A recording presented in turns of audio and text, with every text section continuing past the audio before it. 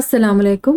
آپ کے اپنے چینل ناولز لائبریری میں آپ سب کا تہ دل سے خوش آمدید کرتی ہوں۔ امید کرتی ہوں کہ آپ سب ٹھیک ہوں گے۔ الحمدللہ میں بھی ٹھیک ہوں۔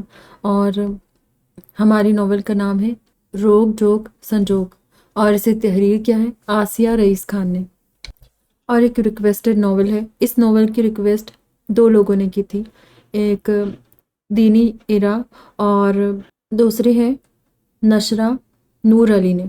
ہماری ناول بہت خوبصورت، بہت ہی زبردست سی رومانٹک سی ناول ہے، اور سیکنڈ میرج بیس کہانی ہے، ایک لا اسٹوری ہے، اور ہمیشہ کی طرح 2 انجان لوگ ہم سفر بنے ہیں اس کہانی میں۔ زیادہ تر آسیہ رئیس خان کی ناولز میں ہم لوگ سوچ بھی نہیں سکتے اس طرح کے کپلز دکھائے جاتے، بہت زبردست سے، بہت خوبصورتی سے فرینڈشپ بیان کی گئی ہے اس میں، اور ڈائلاگز بھی بہت اچھے ہیں، اسٹوری لائن بہت اچھی ہے، سفر بہت اچھا دکھایا گیا ہے، بہت ہی خوبصورت الگ سی کہانی ہے ہر کہانی کی طرح۔ اور ہاں، اس ناول کو ہمارے چینل پر اپلوڈ کرنے کی آسیہ رئیس خان سے ہم لوگوں نے پرمیشن لی ہے۔ امید کرتی ہوں کہ ناول آپ لوگوں کو پسند آئے گی، اور ناول کیسی لگ رہی ہے، کیسی لگی ہے، اپنی رائے کا اظہار لازمی کیجیے گا۔ تب تک کے لیے آپ یہ ناول انجوائے کیجیے میرے ساتھ۔ ابر اوڑے اور نمی سمیٹے آج کی صبح بڑی حسین تھی۔ پچھلی رات برسے بادلوں کی وجہ سے ہوائیں مستانی اور فضا دھواں دھواں سی تھی۔ سمندر پاس ہی تھا، اس لیے ٹھنڈ کا اثر بھی زیادہ تھا۔ گھاس پر اور پودوں پر ٹھہری بوندیں ان کی سبز پوشاک کو دلکش بنا رہی تھی۔ مانسون جاتے جاتے یوں جوش میں آیا تھا کہ کل سے مسلسل برسات ہو رہی تھی۔ اپنے کمرے کی کھڑکی سے شیشے پر ہاتھ پھیر کر اس پار کے بھیگے موسم کو اس نے بھیگی پلکوں سے مسکرا کر دیکھا۔ گزشتہ شب اس کی تھمے سمندر سی زندگی پر ایک بار پھر قسمت نامہرباں جو ہوئی تھی۔ سمندر کنارے اس ریزورٹ میں آنا اس کی زندگی کی سب سے بڑی تبدیلی تھی۔ اب اس نے بہت آگے کا سوچنا چھوڑ دیا تھا۔ صبح اٹھ کر اسے بس آج کے دن کرنے والے کام کی فکر ہوتی، اور وہ اس شام تک کا ہی سوچتی تھی۔ کھڑکی کے پاس سے ہٹ کر پیچھے آئی، آئینے کے سامنے کھڑے ہو کر شانے سے بالش بھر نیچے جھول رہے نم بالوں کو سمیٹ کر آدھے بال کیچڑ میں قید کیے، موئسچرائزر لگایا، لپ بام ہونٹوں پر رگڑنے کے بعد دروازے کے پیچھے ٹنگا سویٹر پہنا، کلائی پر گھڑی باندھی، اور آخر میں پلنگ سے دوپٹہ اٹھایا، جوتے پہن کر دروازہ بند کر کے باہر آ گئی۔ جس کمرے کو اس کا دفتر ہونے کا شرف حاصل تھا، وہ اس طویل وریز املاک کے داخلی دروازے کے قریب پہلا کمرہ تھا، اور اس کی رہائش والا کمرہ سب سے آخری۔ اس کے بغل والے کمروں میں مظفر چاچا کی رہائش تھی۔ ان دنوں ان کی بیوی، بیٹا، بہو اور پوتا گاؤں گئے ہوئے تھے۔ پتھریلی روش پر چل کر ایڈمنسٹریٹو آفس پہنچنے تک وہ ملازمین کے گڈ مارننگ میڈم اور گڈ مارننگ میم کا جواب دیتی رہی۔ آج ناشتے کے لیے کھانے کے کمرے کے باہر احاطے میں بوفے کا دن تھا۔ اس حصے میں اوپر چونکہ چھت تھی، اس لیے متوقع بارش کے باوجود باورچی خانے کا عملہ انتظامات میں مصروف تھا۔ ابھی موسم ریزورٹ کی سیر کا نہیں تھا، اس لیے کاٹیجز اہل و عیال سے خالی تھے، ورنہ ان کی موجودگی میں جب سارے کاٹیجز بچوں، عورتوں، مردوں اور بزرگوں پر مشتمل خاندانوں سے بھرے ہوتے تب ماحول ہی مختلف ہوتا تھا۔ آف سیزن میں عموماً وہاں دیگر سرگرمیاں ہوتی تھی، جیسے اس وقت یہاں پچھلے 4 دنوں سے ایک کارپوریٹ کانفرنس ہو رہی تھی۔ اس کمپنی کے ملازمین کے علاوہ کل شب ایک نیا مہمان آیا تھا۔ السلام علیکم۔ دفتر کے باہر ہی اسے مظفر چاچا مل گئے۔ وعلیکم السلام۔ آج کانفرنس کا آخری دن ہے۔ نیا گیسٹ سر کا دوست ہے، ان کی بکنگ نہیں تھی۔ کل سر کا فون آیا تھا کہ ان کے لیے نمبر 7 ریڈی کر دیا جائے۔ مظفر چاچا اسے مفصل حالات سے آگاہ کر رہے تھے، اس کے یہاں آنے سے پہلے، بلکہ جب یہ ریزورٹ چین شروع بھی نہیں ہوئی تھی اور یہ جگہ ایک خالی میدان تھا، تب سے اس کی رکھوالی کا کام کر رہے تھے۔ زیادہ پڑھے لکھے نہیں تھے اور نہایت نرم خوبی تھے۔ کمپیوٹر چلانا اور حساب کتاب کا اندراج جیسے کام ان کے بس کے نہیں تھے، اور ملازمین بھی ان کے مزاج کا غلط فائدہ اٹھاتے تھے۔ یہی وجہ تھی کہ ان کاموں کے لیے ایک مینیجر مقرر کرنا پڑا تھا، ورنہ یہاں کے کرتا دھرتا مظفر چاچا ہی تھے۔ وہ مونس کے والد کے پرانے اور خاص بندے تھے۔ جب اس سے پہلے والے مینیجر نے نوکری چھوڑی تو وہاں وہ آئی، ورنہ کام تو سارا وہی دیکھتے تھے۔ وہ گزشتہ شب کی ابو کی فون کال ذہن سے جھٹک کر پوری توجہ سے کام کر رہی تھی کہ فون بجنے لگا۔ پھر گھر سے فون نہ ہو، اس خدشے کے ساتھ اس نے اسکرین پر نظر ڈالی اور علیزہ کا نام دیکھ کر اطمینان سے فون اٹھا لیا، مگر دعا سلام کے بعد اس کا اطمینان ہوا ہو گیا۔ ابھی تمہاری امی سے بات ہوئی، اس کے اعصاب اس بری طرح شل ہوئے کہ وہ اس بات پر حیرت کا اظہار بھی نہیں کر سکی۔ تم نے بتایا کیوں نہیں عرشی کی منگنی ہے؟ میں بھول گئی تھی، کل ابو نے یاد دلایا۔ اس نے کرسی کے پشت سے ٹیک لگاتے ہوئے دھیرے سے کہا، پھر کیا؟ جانے کا کیا سوچا؟ کچھ بھی نہیں، بہن کا فنکشن ہے، تمہاری موجودگی ضروری ہے، ورنہ سب کتنی باتیں بنائیں گے تمہیں بھی اندازہ ہے۔ کچھ الفاظ ہی ادھر ادھر کر لو۔ وہ اس کی امی کے جملے دہرا رہی تھی۔ ایسی کوشش بھی کیوں کروں جب تم نے تب بھی سمجھ ہی جانا ہے؟ میرا ذرا بھی دل نہیں ہے، وہاں جا کر مجھے کتنی باتیں سننا پڑے گی اس کی کسی کو پرواہ نہیں۔ ماں سے کبھی شکوہ نہیں کر سکتی تھی، مگر علیزہ واحد ہستی تھی جس سے وہ سب کہہ سکتی تھی اور کہتی بھی تھی۔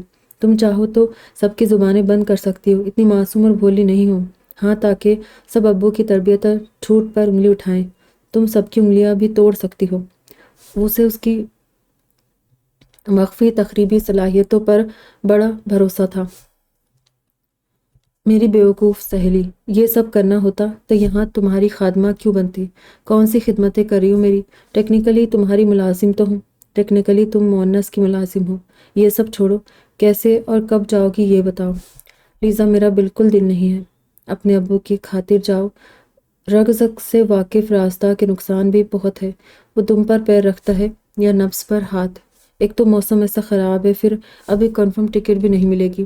ٹکٹ تو شاید مل بھی جائے، لیکن ادھر کوئی برج ٹوٹ گیا ہے تو اس روڈ کی ٹرینیں بند ہیں، اور بس سے جانے کا سوال ہی نہیں۔ ایک بار کا تجربہ عمر بھر کے لیے کافی ہے۔ 30 کی ہی ہو ابھی، 50 کی نہیں جو بس سے سفر نہیں کر سکتی۔ تمہیں معلوم بھی ہے کتنے گھنٹے کا سفر ہے؟ نہیں، 8-10 گھنٹے لگتے ہیں، کبھی اس سے زیادہ بھی، اور راستوں کا حال تو پوچھو ہی مت۔ 8-10 گھنٹے اتنے بھی زیادہ نہیں۔ انٹرسٹی اوبر کر لو۔ میرا مالک اتنی تنخواہ نہیں دیتا مجھے۔ دوسرے ابو تنہا اتنا لمبا سفر ٹیکسی سے کرنے کی اجازت نہیں دے گے۔ رکھو فون، تم بس بہانے بناؤ گی، میں دیکھتی ہوں، شاید ٹرین شروع ہو گئی ہو، یا جہاں تک جا رہی ہے وہاں تک جاؤ، آگے بس سے جانا۔ میں ابو سے بات۔ اللہ حافظ۔ اس نے فون بند کر دیا۔ وہ جانتی تھی علیزہ اسے عرشی کی منگنی میں شریک کروا کے ہی دم لے گی۔ اب یکسوئی ندارت تھی۔ اپنا کام نپٹا کر اس نے معمول کے مطابق دوپہر کے کھانے سے قبل کچن اور ہاؤس کیپنگ اسٹاف کی خبر گیری کی اور انتظامات کا جائزہ لیا۔ کچھ دیر میں ہی کھانے کے کمرے میں ظہر ادا کی۔ وہ کمرے میں جانے کے بجائے باہر کھلی فضا میں چلی آئی۔ اسے اطمینان تھا کہ اس وقت سب کھانے کے لیے ایک جگہ جمع ہو گئے اور ادھر کوئی نہیں ہوگا۔ اسے یہاں رہتے 2 سال ہو گئے تھے۔ جس دن اس نے خالہ کو کہتے سنا تھا کہ وہ جہاں شیراز کے رشتے کی بات کرتی ہے اس کے طلاق کی بات درمیان میں آ جاتی ہے، اس نے گھر چھوڑنے کے متعلق سوچنا شروع کر دیا تھا۔ لڑکی والوں کو یا تو اعتراض ہوتا تھا کہ طلاق شدہ بڑی نند کبھی بھابھی بھائی کو سکون سے رہنے نہیں دے گی، یا فرمائش کے پہلے اس نند کا کہیں نکاح کروا دیا جائے۔ پھر جب خالہ اس کے لیے تواتر سے رشتے لے کر آنے لگی اور کسی طرح تھما سلسلہ دوبارہ شروع ہوتا دیکھا تو اس نے بلا سوچے سمجھے اعلان کر دیا کہ وہ ملازمت کے لیے گھر سے دور جا رہی ہے۔ کامرس گریجویٹ تھی۔ طلاق کے بعد خود کو مصروف رکھنے کے لیے کچھ دن اس نے اپنے شہر کے نجی اسکول میں بچوں کو پڑھایا تھا، پھر وہ چھوڑ کر گھر میں ٹیوشن لینا شروع کی۔ کچھ دن بعد وہ بند کر کے کئی کمپیوٹر کورس کیے، پھر ایک اور جگہ پر اکاؤنٹنگ کا کام کیا۔ کچھ وقت بعد اس سے بھی اکتا گئی تو on line hospitality management course کر لیا۔ جب ابو نے نوکری کے بابت پوچھا تو اس نے کہہ دیا۔ اسی کورس کی بنیاد پر اس نے کئی جگہ درخواستیں بھیجی تھی، جن میں کچھ نے اسے انٹرویو کے لیے بلوایا تھا۔ اس جھوٹ کے بعد اس نے بچپن کی اکلوتی امیر اور رازدار سہیلی علیزہ کو فون کھڑکایا کہ جلد میرے نوکری ڈھونڈو، اور انہی دنوں علیزہ کے شوہر کو اپنے علی باغ کے ہالیڈے ریزورٹ کے لیے مینیجر کی ضرورت تھی۔ اس کے ایسی جگہ رہنے اور کام کرنے کی مخالفت سب کے ساتھ ساتھ ابو نے بھی کی، اور یہاں بھی علیزہ کام آئی۔ مظفر چاچا اپنی بیوی اور بیٹے بہو کے ساتھ وہاں رہتے تھے۔ ان کی موجودگی اور علیزہ کی یقین دہانیوں کے بعد کہ وہ قریبی ہے، اس کی خبر گیری اور حفاظت کی ذمہ داری اسے ابو سے اجازت مل سکتی تھی۔ اس کا زیادہ وقت اپنے کمرے میں کتابیں پڑھنے میں گزرتا تھا یا سمندر کنارے گھنٹوں ٹہلنے میں۔ جب اکتا جاتی تو علیزہ سے ملنے چلی جاتی تھی۔ اس دوران وہ 4 بار ہی گھر گئی، جس میں شیراز کی شادی بھی شامل تھی، اور اس آزمائش کی وجہ سے ہی وہ عرشی کی منگنی میں نہیں جانا چاہتی تھی۔ وہ اپنے خیال میں گم سوئمنگ پول سے آگے نکل آئی تھی۔ بہت بڑے رقبے پر چھوٹے بڑے سے 12 بنگلے بنے تھے۔ اس کے علاوہ کھانے کا بڑا کمرہ تھا، ایک کانفرنس ہال تھا، اس کے ساتھ ہی ایک بڑا ہال مختلف انڈور کھیلوں کے لیے مختص تھا۔ وہ جہاں پہنچ گئی تھی وہاں کی کچی زمین میں اس کے جوتے کی 2 انچ ہیل اب دھس رہی تھی۔ مزید آگے جانے کا ارادہ ترک کر کے وہیں پھولوں کے گتے کے قریب رکھے بینچ پر بیٹھ گئی۔ یوں تو اسے بھرپور تنہائی میسر تھی، مگر جب اسے کچھ سوچنا ہوتا یا وہ الجھی ہوتی تو مسلسل چلتے رہنا اس کی عادت تھی۔ کچھ دیر بعد کسی بو پر خیالوں سے باہر آئی، اسے پہچانتے ہی کھڑی ہو گئی اور پیچھے دیکھنے لگی۔ یہ کسی کی موجودگی کا ثبوت تھا۔ سوچ میں غرق کش لگاتے ہوئے سر جھکائے چلا رہا انظر اس وقت ٹھہرا جب راستے میں بینچ رکاوٹ بنا۔ سر اٹھایا تو بینچ کی دوسری طرف وہ اسے دیکھ رہی تھی۔ اوہ! تبھی دور سے اس طرف چلے آ رہے دو نوجوان ٹھٹک کر رک گئے۔ سوری، وہ دونوں واپس پلٹے۔ وہ بھی شاید اس طرح گوشے میں سگریٹ پینے آئے تھے۔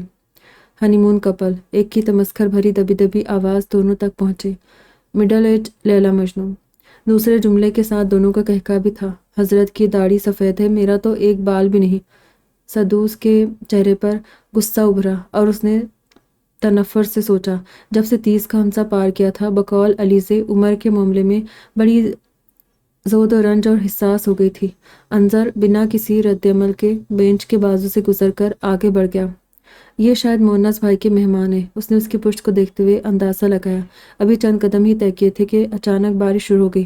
تیزی سے سامنے موجود کاٹیج کی طرف بھاگی۔ کھڑکی کے نیچے وہ بمشکل بارش سے خود کو بچا رہی تھی۔ بارش کا زور بڑھتا جا رہا تھا۔ کیا ضرورت تھی ادھر نکلنے کی؟ اس نے خود کو کوسا۔ مظہر چاچا سے چھتری منگوانے کے لیے اس نے سویٹر کی جیب سے فون نکالا۔ جب تیسری رنگ پر بھی انہوں نے فون نہیں اٹھایا تو بری طرح جھنجلا گئی۔ بارش اب خوب زور پکڑ چکی تھی۔ کسی کے ساتھ واپس بھیج دیجیے گا۔ اچانک نمودار ہو کر اس نے ہاتھ آگے بڑھایا جس میں ونڈ چیٹر جیکٹ تھا جو کسی قدر بارش سے بچا لیتا تھا۔ اس افتاد نما مہربانی پر گمگو کی کیفیت میں تھی۔ بارش تیز ہو رہی ہے، کیچڑ کی وجہ سے چلنا مشکل ہو جائے گا۔ کہے تو بالکل ٹھیک رہا تھا۔ Thank you. اس کے جیکٹ لیتے ہوئے پلٹ گیا۔ جیکٹ پہن کر ہڈ سر پر ڈالتے ہوئے سنبھل کر آگے بڑھی۔ ہوائیں بھی تیز ہونے لگی تھی۔ کمرے میں آ کر اس نے سکون کا سانس لیا کہ کہیں پھسلے بنا سلامت پہنچ گئی تھی۔ جیکٹ اتارتے ہوئے اسے احساس ہوا اس میں بھی سگریٹ کی بو بسی تھی۔ ظہر پڑنے کے بعد اس نے انٹرکام پر کہہ کر کافی اور سینڈوچ منگوایا اور عبدالرزاق گھرنا کا ناول لے کر بستر میں دبک گئی۔ پڑھتے ہوئے آنکھ لگ گئی تھی کہ فون کی آواز پر جاگی۔ علیزہ کا نام دیکھتے ہی دل نے اس کی ناکامی کی دعا کی۔ شاہ رخ کبھی غلط ہو ہی نہیں سکتا ہے، دل سے چاہو تو کائنات کا۔ ٹھیک وہ کراہی۔ انظر بھائی بھی اسی طرف اورنگ آباد اپنے گھر جا رہے۔ مونس نے اسے بات کر لی ہے، آگے تمہیں گھر تک پہنچا دیں گے۔ کون انظر بھائی؟ انظر عرفان، مونس کے دوست ہے۔ ان کے نام سے مروب مت ہونا، وہ بہت نائس اور قابل بھروسہ انسان ہے، ورنہ میں تمہیں ان کے ساتھ سفر پر جانے نہیں دیتی۔ اسے نائس اور قابل بھروسہ انسان والی صفت پہلی بار بری لگی۔ میں نے تمہاری امی سے بھی بات کر لی ہے۔ اس کی مستعدی اسے نڈھال کر رہی تھی۔ میں انظر بھائی کا نمبر فارورڈ کر رہی ہوں، بات کر لو کب نکلنا ہے۔ انہیں بھی تمہارا نمبر دیا ہے۔ کوفت زدہ سی کروٹیں بدلنے کے بعد آخر اسے بستر چھوڑنا ہی پڑا۔ اثر پڑنے کے بعد وہ کمرے سے باہر آئی۔ کانفرنس والے کچھ جا چکے تھے، کچھ نکل رہے تھے۔ ملازمین خالی کاٹیجز کی صفائیاں کر رہے تھے۔ میں فون نہیں کروں گی، ان کے پاس بھی میرا نمبر ہے تو یہ سفر میں دیر کرنے کی کوشش تھی۔ جب مونس بھائی نے انہیں کہا ہے تو انہیں خود ہی کال کرنا چاہیے۔ شام کی چائے کے لیے ہال میں داخل ہوتے ہوئے اسے اندازہ نہیں تھا وہاں ایک میز پر بیٹھا انظر بھی یہی سوچ رہا ہے اور یہ اتفاق دونوں کی کوشش ناکام کرنے والا ہے۔ فون کرے تو وقت ڈیسائیڈ ہوگا۔ کافی کا گھونٹ لیتے ہوئے انظر نے ایک بار پھر خود کو باور کرایا۔ وہ تو کسی معجزے کے انتظار میں تھا جو اسے جانے سے روک دے، مگر اب مونس کی سفارش ٹالنا ناممکن تھا۔ اسے چھینک آئی اور سدوس نے آواز کی سمت دیکھا۔ اوہ، مجھے جیکٹ واپس کرنا تھا۔ اسے دیکھتے اسے یاد آیا۔ ٹشو رکھ کر پھر کافی کا مگ اٹھاتے ہوئے انظر کی نظر اس پر پڑی۔ السلام علیکم۔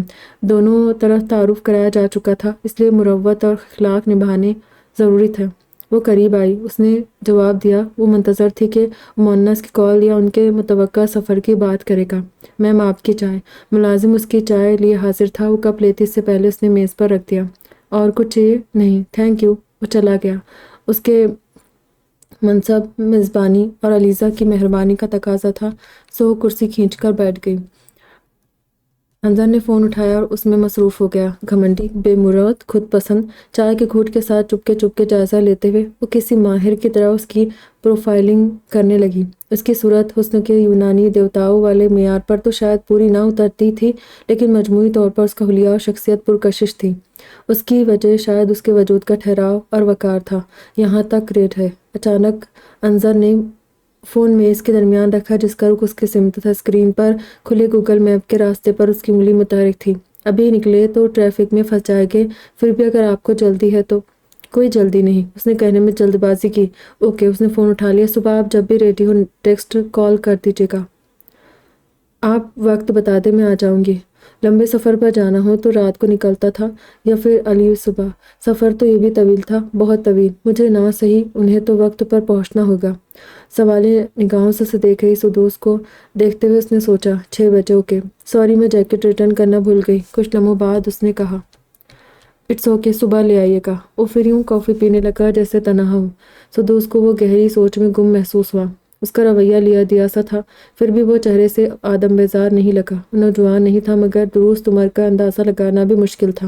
اس کے بال زیادہ سیاہ تھے لیکن داڑھی مونچھیں زیادہ سفید۔ اس کا سویٹ شرٹ، جینز، فون میز پر رکھے ایئرپوڈز، جوتے سب ہائی اینڈ برانڈز کے تھے۔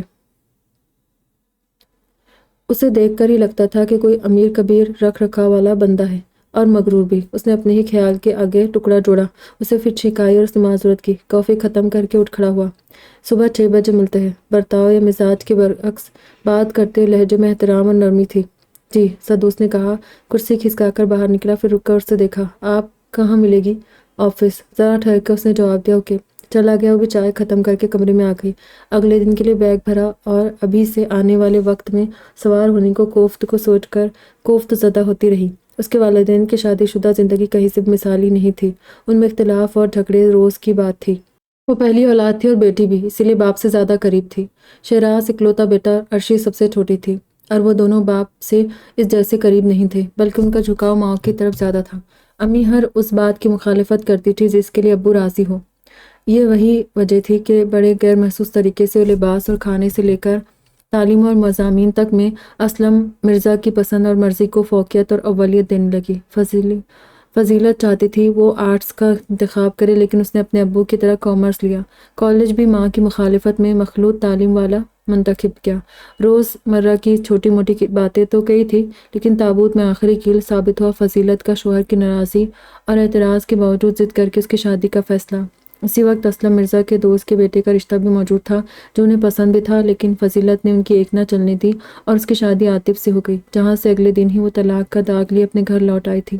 عاطف اور اس کے گھر والوں نے اس کی وجہ نہیں بتائی تھی، نہ وہ سمجھ پائے۔ اس کے بعد اس کے اندر ماں کے لیے بغاوت کے جذبات ابھرے اور اب تک باپ پر انہیں حاوی دیکھنے کا دبا دبا غصہ ظاہر ہونے لگا۔ صرف شوہر کو تکلیف پہنچانے اور ان کی پسند کے خلاف جانے کے لیے انہوں نے بیٹی کی زندگی تباہ کر دی تھی، اور اسے ان کے چہرے پر اس کا افسوس، دکھ اور ملال بھی نظر نہیں آتا تھا۔ کچھ وقت بعد جب دوبارہ انہوں نے اس کے لیے رشتے دیکھنا شروع کیے تو ان کے ہردرمی پر ان سے پوری طرح متنفر ہو گئی تھی کہ شوہر کو تکلیف دینا اور انہیں نیچا دکھانا ہی ان کی زندگی کا مقصد ہو گیا تھا۔ اور اتنی بڑی غلطی کے بعد اسلم مرزا کو شامل کیے بنا ایک بار پھر انہوں نے ہی خود ہی شادی اور رشتے کی ذمہ داری اپنے سر لے لی تھی۔ کچھ آس پاس کے لوگوں کی باتیں بھی تھی کہ اس کا رویہ باپ کے علاوہ سب کے ساتھ تلخ ہوتا گیا۔ جذباتی اور دلی طور پر تو ان سے دور تھی ہی، اب جسمانی طور پر بھی وہ فاصلے پر تھی۔ شادی پر، پھر طلاق، اس کے بعد لوگوں کے رویے اور باتیں۔ ماں کا رویہ، دوبارہ شادی کی لٹکتی تلوار، یہ اس کے دکھ، فکر اور کرب تھے جنہیں وہ سب سے دور ہو کر تنہا جھیل رہی تھی۔ وہ وقت پر پہنچ گئے تھے۔ کچھ دیر بعد ہی مظفر چاچا نے اطلاع دی، سر بلا رہے۔ وہ بیگ اور پرس لے کر اٹھی تو انہوں نے بیگ اس کے ہاتھ سے لے لیا۔ دروازے پر پہنچ کر اسے ونڈ چیٹر جیکٹ یاد آیا جو کرسی پر رکھا تھا، پھر بھول گئی۔ باہر وہ سفید BMW کے پاس کھڑا تھا۔ مظفر چاچا سے بیگ لے کر اس نے پچھلی نشست پر رکھ دیا، یعنی مجھے آگے بیٹھنا ہے۔ وہ قریب پہنچی تو سلام کے بعد اس نے اگلا دروازہ کھلا، شکریہ کہتی اندر بیٹھ گئی۔ اس نے ڈرائیونگ سیٹ سنبھال کر دروازہ بند کیا۔ سدوس نے کھڑکی کا شیشہ نیچے گرا کر مظفر چاچا سے الوداعی کلمات کہے، چلے۔ فون اور گوگل میپ پر منزل سیٹ کرنے کے بعد انظر نے اسے اجازت طلب کی۔ جی۔ اس نے مظفر چاچا کو ہاتھ ہلا کر اللہ حافظ کا شیشہ چڑھا لیا۔ ممبئی سے باہر نکلنا ہی مشکل تھا اگر ٹریفک ملتا، اسی لیے اس نے 6 بجے سفر شروع کیا تھا۔ 10 منٹ بھی نہیں ہوئے تھے کہ بارش شروع ہو گئی۔ اس نے پرس سے عبدالرزاق گرنا کے ناول کا ترجمہ یاد مفارقت نکالا جو کل شروع کیا تھا اور پڑھنے لگی۔ کچھ دیر میں وہ بھول گئی کہ بازو میں کوئی اور بھی ہے۔ اس کی محویت نے انظر کو اسٹریو لگانے سے باز رکھا۔ پہلو بدلتے اور کبھی ناخن کترتے ہوئے اس نے ناول ختم کرنے کے بعد ہی سر اٹھایا۔ انظر بڑا متاثر ہوا۔ اس نے کتاب واپس رکھی تھی کہ فون بجنے لگا۔ اس نے نکلنے سے پہلے پیغام چھوڑ دیا تھا۔ وہی دیکھ کر اسلم مرزا کال کر رہے تھے۔ السلام علیکم ابو۔ جی ابو نکلے ہیں 6 بجے۔ جی انہیں اورنگ آباد جانا ہے، وہاں سے میں آ جاؤں گی۔ نہیں کسی کو نہ بھیجے، ویسے وہاں کام بہت ہوں گے۔ جی اللہ حافظ۔ شہر کی حدود سے باہر نکل آئے تھے۔ راستے کے دونوں طرف ہورڈنگ پر مختلف اشتہارات تھے۔ وہ یوں ہی سب کو بغور دیکھ رہی تھی کہ ایک پر نظر پڑتی اس نے آنکھیں پھاڑ کر اس ہورڈنگ کو گھورا، پھر جیسے سلو موشن میں اس کا سر خود بخود اندر کی طرف گھوم گیا۔ اسے بغور دیکھنے کے بعد اس نے پھر ہورڈنگ کو دیکھا جو اب بالکل قریب تھی۔ وہ reality show idea with media کا اشتہار تھا جس کے 4 ججز کی تصویر میں ایک ہو انظر جیسی تھی۔ اس شو میں شرکاء اپنے بزنس آئیڈیاز بزنس پلان کے ساتھ ججز کے سامنے پیش کرتے تھے۔ پریزنٹیشن اور سوال جواب کے بعد اگر وہ قائل ہوتے تو ان کے آئیڈیاز میں انویسٹ کرتے تھے۔ اس نے ہورڈنگ پر نام پڑھنے کی کوشش کی لیکن ناکام رہی۔ کار تیزی سے آگے بڑھی تھی اور وہ پیچھے رہ گیا تھا۔ اس نے سر پیچھے موڑ کر جہاں تک دیکھ سکتی تھی اسے دیکھا، پھر سیدھی ہو کر چور نظروں سے انظر کو گھورا۔ علیزے نے بتایا کیوں نہیں؟ اچھا، اس کی بتی جلی، اس لیے اس نے کہا تھا نام سے مروب مت ہونا۔ اس نے فون نکالا اور گوگل پر اس کا نام سرچ کرنے لگی۔ انظر عرفان، ہائٹ 6 فٹ 2 انچ، باپ کا نام عرفان احمد، ماں کا نام رونق بانو، ایک بہن، تاریخ پیدائش 4 فروری 1984، تعلیم IIM اندور، پیشہ CEO سلیٹ۔ وہ غیر دلچسپی تفصیل پر سرسری نظر ڈالتے ہوئے آخری لفظ پر ٹھٹک گئی تھی۔ اوہ، اس کی آنکھیں پھیل گئی۔ سلیٹ تو اس کے فون میں بھی تھا۔ یہ نئے لکھنے والوں کی سیلف پبلشنگ سائٹ اور ایپ کا نام تھا جو کئی زبان میں تھی۔ سب طرف اس کی دھوم مچی ہوئی تھی، نہ صرف نئے لکھنے والوں اور پڑھنے کے شوقین لوگوں میں بلکہ اسٹارٹ اپس اور بزنس کی دنیا میں بھی۔ اس نے تو شیئر مارکیٹ میں اس کے IPO آنے کی خبر بھی کہیں پڑھی تھی۔ اس نے ریئلٹی شو کے لیے یوٹیوب کا رخ کیا۔ غیر محسوس طور پر وہ دروازے سے لگ کر ترچھی ہو گئی تھی۔ ایک خاتون کے ساتھ 3 مرد ججز میں وہ ینگسٹ تھا۔ یہ عجیب منافقت ہے دنیا کی، اس نے بصورت دل میں سوچا۔ عورت 30 کی بوڑھی اور مرد 40 کا بھی ینگسٹ ہوں۔ وہ خود پرداختہ اور کامیاب اسٹارٹ اپ CEO کے طور پر مشہور تھا۔ ویڈیو کے نیچے تبصروں اور آراء پر نظر ڈالتے ہوئے اسے احساس نہیں تھا کہ اس کے بدلتے تاثرات سے محسوس ہو رہا ہے۔ وہاں رائے اور تبصرے نہیں تھے بلکہ اس کے سالٹ اینڈ پیپر لک پر لڑکیاں فدا ہو رہی تھی۔ وہ ججز میں سب سے زیادہ مقبول تھا اور وجہ میں کسی قابلیت صلاحیت کا تو ذکر نہیں ملا، بس اس کی صورت اور شخصیت کی تعریفیں اور آہیں تھی۔ جانے کتنی دیر بعد اسے احساس ہوا تو فون بند کر کے سیدھی ہوئی اور پھر مشکوک نظروں سے اسے دیکھا۔ یہ واقعی وہی ہے، اور جیسے اس نے اس کا خیال سن لیا، میری ہی تصویر تھی۔ اس نے ایک ہاتھ اٹھا کر پیچھے اشارہ کیا، وہاں ہورڈنگ پر۔ اسے دیکھ کر مسکرایا۔ ہاں، اس نے سر ہلایا۔ آپ کو برا تو نہیں لگا میں نے پہچانا نہیں؟ وہ بے ساختہ ہنسنے لگا۔ بالکل نہیں، وہ خجل سی ہو گئی۔ نہیں، دراصل میں نے ابھی دیکھا آپ بہت مقبول ہیں تو آپ کو فوراً پہچان لیے جانے کی عادت ہوگی، شاید دیکھتے ہی آٹوگراف بھی مانگتے ہوں گے لوگ۔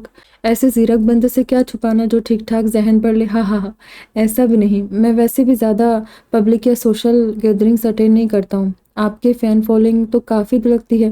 وہ کثر نفسی سے مسکرایا۔ ویسے اس سیزن کے بعد میں کانٹریکٹ رینیو نہیں کروں گا۔ کیوں؟ آپ بطور جج کافی کامیاب ہیں۔ یہ میں نے ایک دوست کے اصرار پر قبول کیا تھا۔ میری دلچسپی بزنس میں ہے، ریئلٹی شوز یا بزنس شوبز میں نہیں۔ اچھا، آپ کو تو کتابوں سے دلچسپی ہے۔ اسے یہ بات اچھی لگی اور اس کا اظہار اس کی آواز سے برا تھا، لیکن وہ جس طرح چپ تھا سو دوست نے بے یقینی سے دیکھا۔ آپ کو کتابوں یا مطالعے میں بھی انٹرسٹ نہیں؟ کتاب نان فکشن یا میری فیلڈ یعنی بزنس کی ہو تو شوق سے پڑھتا ہوں، لیکن فکشن یا ناولز وغیرہ میں نہیں پڑھتا۔ پھر آپ کو سیلیٹ کا خیال کیسے آیا؟ اس وقت ذہن میں بہت سارے کانسیپٹس تھے۔ مارکیٹ ریسرچ کے بعد لگا سیلیٹ کے لیے وقت اور موقع مناسب ہے، اس لیے اس پر کام کیا۔ یہ جذباتی فیصلہ نہیں تھا بلکہ ویل پلانڈ اور سوچا سمجھا بزنس وینچر تھا۔ میں بھی ایپ یوز کرتی ہوں۔ تھینک یو، اس نے مسکراتے ایک نگاہ اس پر ڈالی۔ آپ کا شوق تو نظر آ رہا تھا۔ یہ میرا واحد شوق ہے۔ ویسے جلد ہم پبلشنگ فیلڈ میں بھی قدم رکھنے والے ہیں۔ کارڈ کاپی پبلشنگ، بچوں کی کامک بک سے اس کی ابتدا ہوگی، صرف انگریزی میں یا دیگر زبانوں میں بھی؟ ابھی انگریزی، ہندی، مراٹھی اور بنگالی میں انشاءاللہ، اس کے بعد باقی ریجنل لینگویجز کو بھی شامل کریں گے۔ اردو لازمی شامل کیجیے گا۔ جی، ارادہ تو ہے، بلکہ تب سے ایک دوسرے سے رخ موڑے اپنے کام سے مطلب رکھنے والے وہ دونوں اپنے پسندیدہ موضوع پر طویل گفتگو مگن ہو چکے تھے۔ مسلسل چل رہی بات اس وقت تھمی جب انظر کا فون بجا۔ اس نے نام دیکھ کر رنگ خاموش کر دی۔ میں اٹھا کر کہہ دوں آپ ڈرائیو کریں؟ اس کی ضرورت نہیں، مروتاً مسکرایا سدوس نے۔ اسکرین پر چکمگا رہے ابا کالنگ کو دیکھا۔ اس کی ٹکٹکی پر انظر بھی متوجہ ہوا۔ فون خاموش ہوتے ہی اس نے نگاہ ہٹائی تھی کہ پھر رنگ ہونے لگی۔ اب کے انظر نے ہاتھ بڑھا کر کال کاٹ دی۔ سدوس کھڑکی سے باہر دیکھنے لگی۔ ایک اجنبی کی کال پر اس کی اس قدر حساسیت پر وہ متعجب ہوا۔ آپ سفر میں ہیں تو فکر مند ہو رہے ہوگے۔ زیادہ دیر صبر نہیں کر سکی تو اس کی سمت چہرہ کر کے گویا ہوا۔ اس کی شہد رنگ آنکھوں میں ہلکی سی خفگی بھی کھلی تھی۔ آپ روک کر بات کر لیں۔ کیا یہ کوئی یونیورسل لا ہے کہ ہر فادر چائلڈ کے تعلقات ایک سے ہوتے ہیں؟ سادہ لہجہ تھا لیکن سدوس کو الفاظ کی کاٹ بری طرح محسوس ہوئی۔ نہیں، ایسا کوئی لا نہیں، اس نے جانچتی نظر اس پر مرکوز کرتے ہوئے کہا۔ انظر کی نظر راستے پر تھی، وہ پھر کھڑکی سے باہر دیکھنے لگی۔ میں واقعی اس معاملے متعصب ہوں، اس نے دل میں قبول کیا۔ کچھ وقت بعد انظر نے رفتار کم کی۔ کافی بریک لیتے ہیں۔ اس نے کار سڑک سے دائیں طرف کچے میدان میں موڑی جہاں ڈھابہ نما ہوٹل تھا۔ یہ کسی بدصورت بچے کے منہ کا زاویہ درست کرنے کے لیے آئس کریم یا چاکلیٹ کے لالچ جیسا قدم تھا۔ کار سے باہر نکلتے اس سے اپنے شدید رویے کا ذرا سا افسوس ہوا۔ وہ ضروریات سے فارغ ہو کر آئی تبھی میرا کافی لے کر آیا۔ مجھ سے پوچھا بھی نہیں چائے چاہیے یا کافی۔ کپ اٹھاتے ایک اور شکایت کا اندراج ہوا۔ میں 2 کالز ریسیو نہ کروں تو ابا سمجھ جاتے ہیں اور پھر کال نہیں کرتے۔ اس نے صفائی دی۔ یہ نہیں بتایا کہ آج تک اس نے جتنی بار ان سے فون پر بات کی تھی وہ تعداد انگلیوں پر گنی جا سکتی تھی۔ میں ابو کا فون نہ اٹھاؤں تو بہت پریشان ہو جاتے ہیں، حالانکہ ایسا بہت کم ہوتا ہے، اس لیے مجھے آپ کی ابا کی پریشانی کا احساس تھا۔ اور کوئی بات نہیں، پھر بھی میں نے شاید لائن کراس کی، اس کے لیے معذرت خواہ ہوں۔ وہ کپ کے کنارے پر انگلی دائرے میں گھما رہی تھی۔ انظر نے زندگی میں کبھی کرنے والا کام کرتے ہوئے پہلی بار اس کا مفصل جائزہ لیا۔ سفید اور آسمانی لباس میں سیاہ بال پیچھے سمیٹ کر اونچائی میں اس طرح کیچر میں جکڑے ہوئے تھے کہ کسی آوارہ لٹ کو ادھر ادھر لہرانے کی اجازت نہیں تھی۔ اس کی رنگت میں گلابی نمایاں تھی، کانوں میں چھوٹے سے سلور آویزے تھے۔ بائیں کلائی پر سیاہ پٹے والی گھڑی تھی، دوسری کلائی خالی تھی۔ ناک، جبین، آنکھ، ہونٹ، رخسار کے لیے اسے کوئی تشبیہ یا استعارہ یاد نہیں آیا، لیکن ہاں اس نے تسلیم کیا، اس کا شمار حسن والوں میں ہوتا تھا۔ میں اپنی امی کے زیادہ قریب تھا۔ ابا اور میرے بیچ وہ بے تکلفی نہیں جو آپ اور آپ کے والد میں ہے، بلکہ کچھ ایشوز ہے۔ بالآخر اس نے کہہ دیا کہ وہ سنہری آنکھوں سے ناراضگی کی بنا پر زیادہ اچھی لگی تھی۔ قریب تھا مطلب؟ اس نے سر اٹھایا۔ 3 سال ہو گئے وہ اس دنیا میں نہیں۔ اوہ، اسے افسوس ہوا۔ دونوں چپ چاپ کافی پیتے رہے۔ آپ کو کچھ اور چاہیے؟ کاؤنٹر پر بل کی ادائیگی کرتے اس نے پوچھا۔ نہیں، اسے سفر میں کھاتے رہنے کی عادت تھی۔ اس کے انکار پر اس نے صرف پانی کی بوتل خریدی۔ دوبارہ سفر شروع ہوا تو سدوس کے ماتھے کی شکنیں غائب ہو چکی تھی۔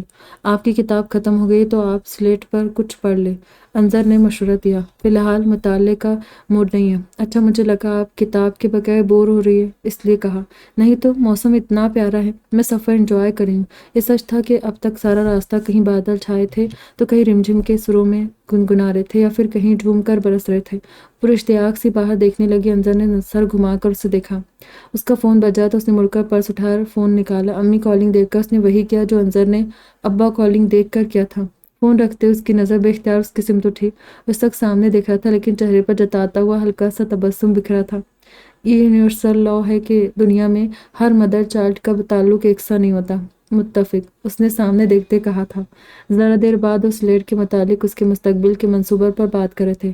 پھر سلیٹ کے علاوہ دیگر خیال اور منصوبے، ان میں سے کن پر کامیابی کا احتمال تھا، کن پر کام کرنے کی ضرورت تھی، بات سے بات اور خیال سے خیال کی کڑی اور تسلسل پر ذرا دیر پہلے والی اجنبیت اور کسی قدر سرد مہری کا شک کرنا بھی مشکل تھا۔ ان کی بات اس وقت ختم ہوئی جب بھوک کا احساس جاگا۔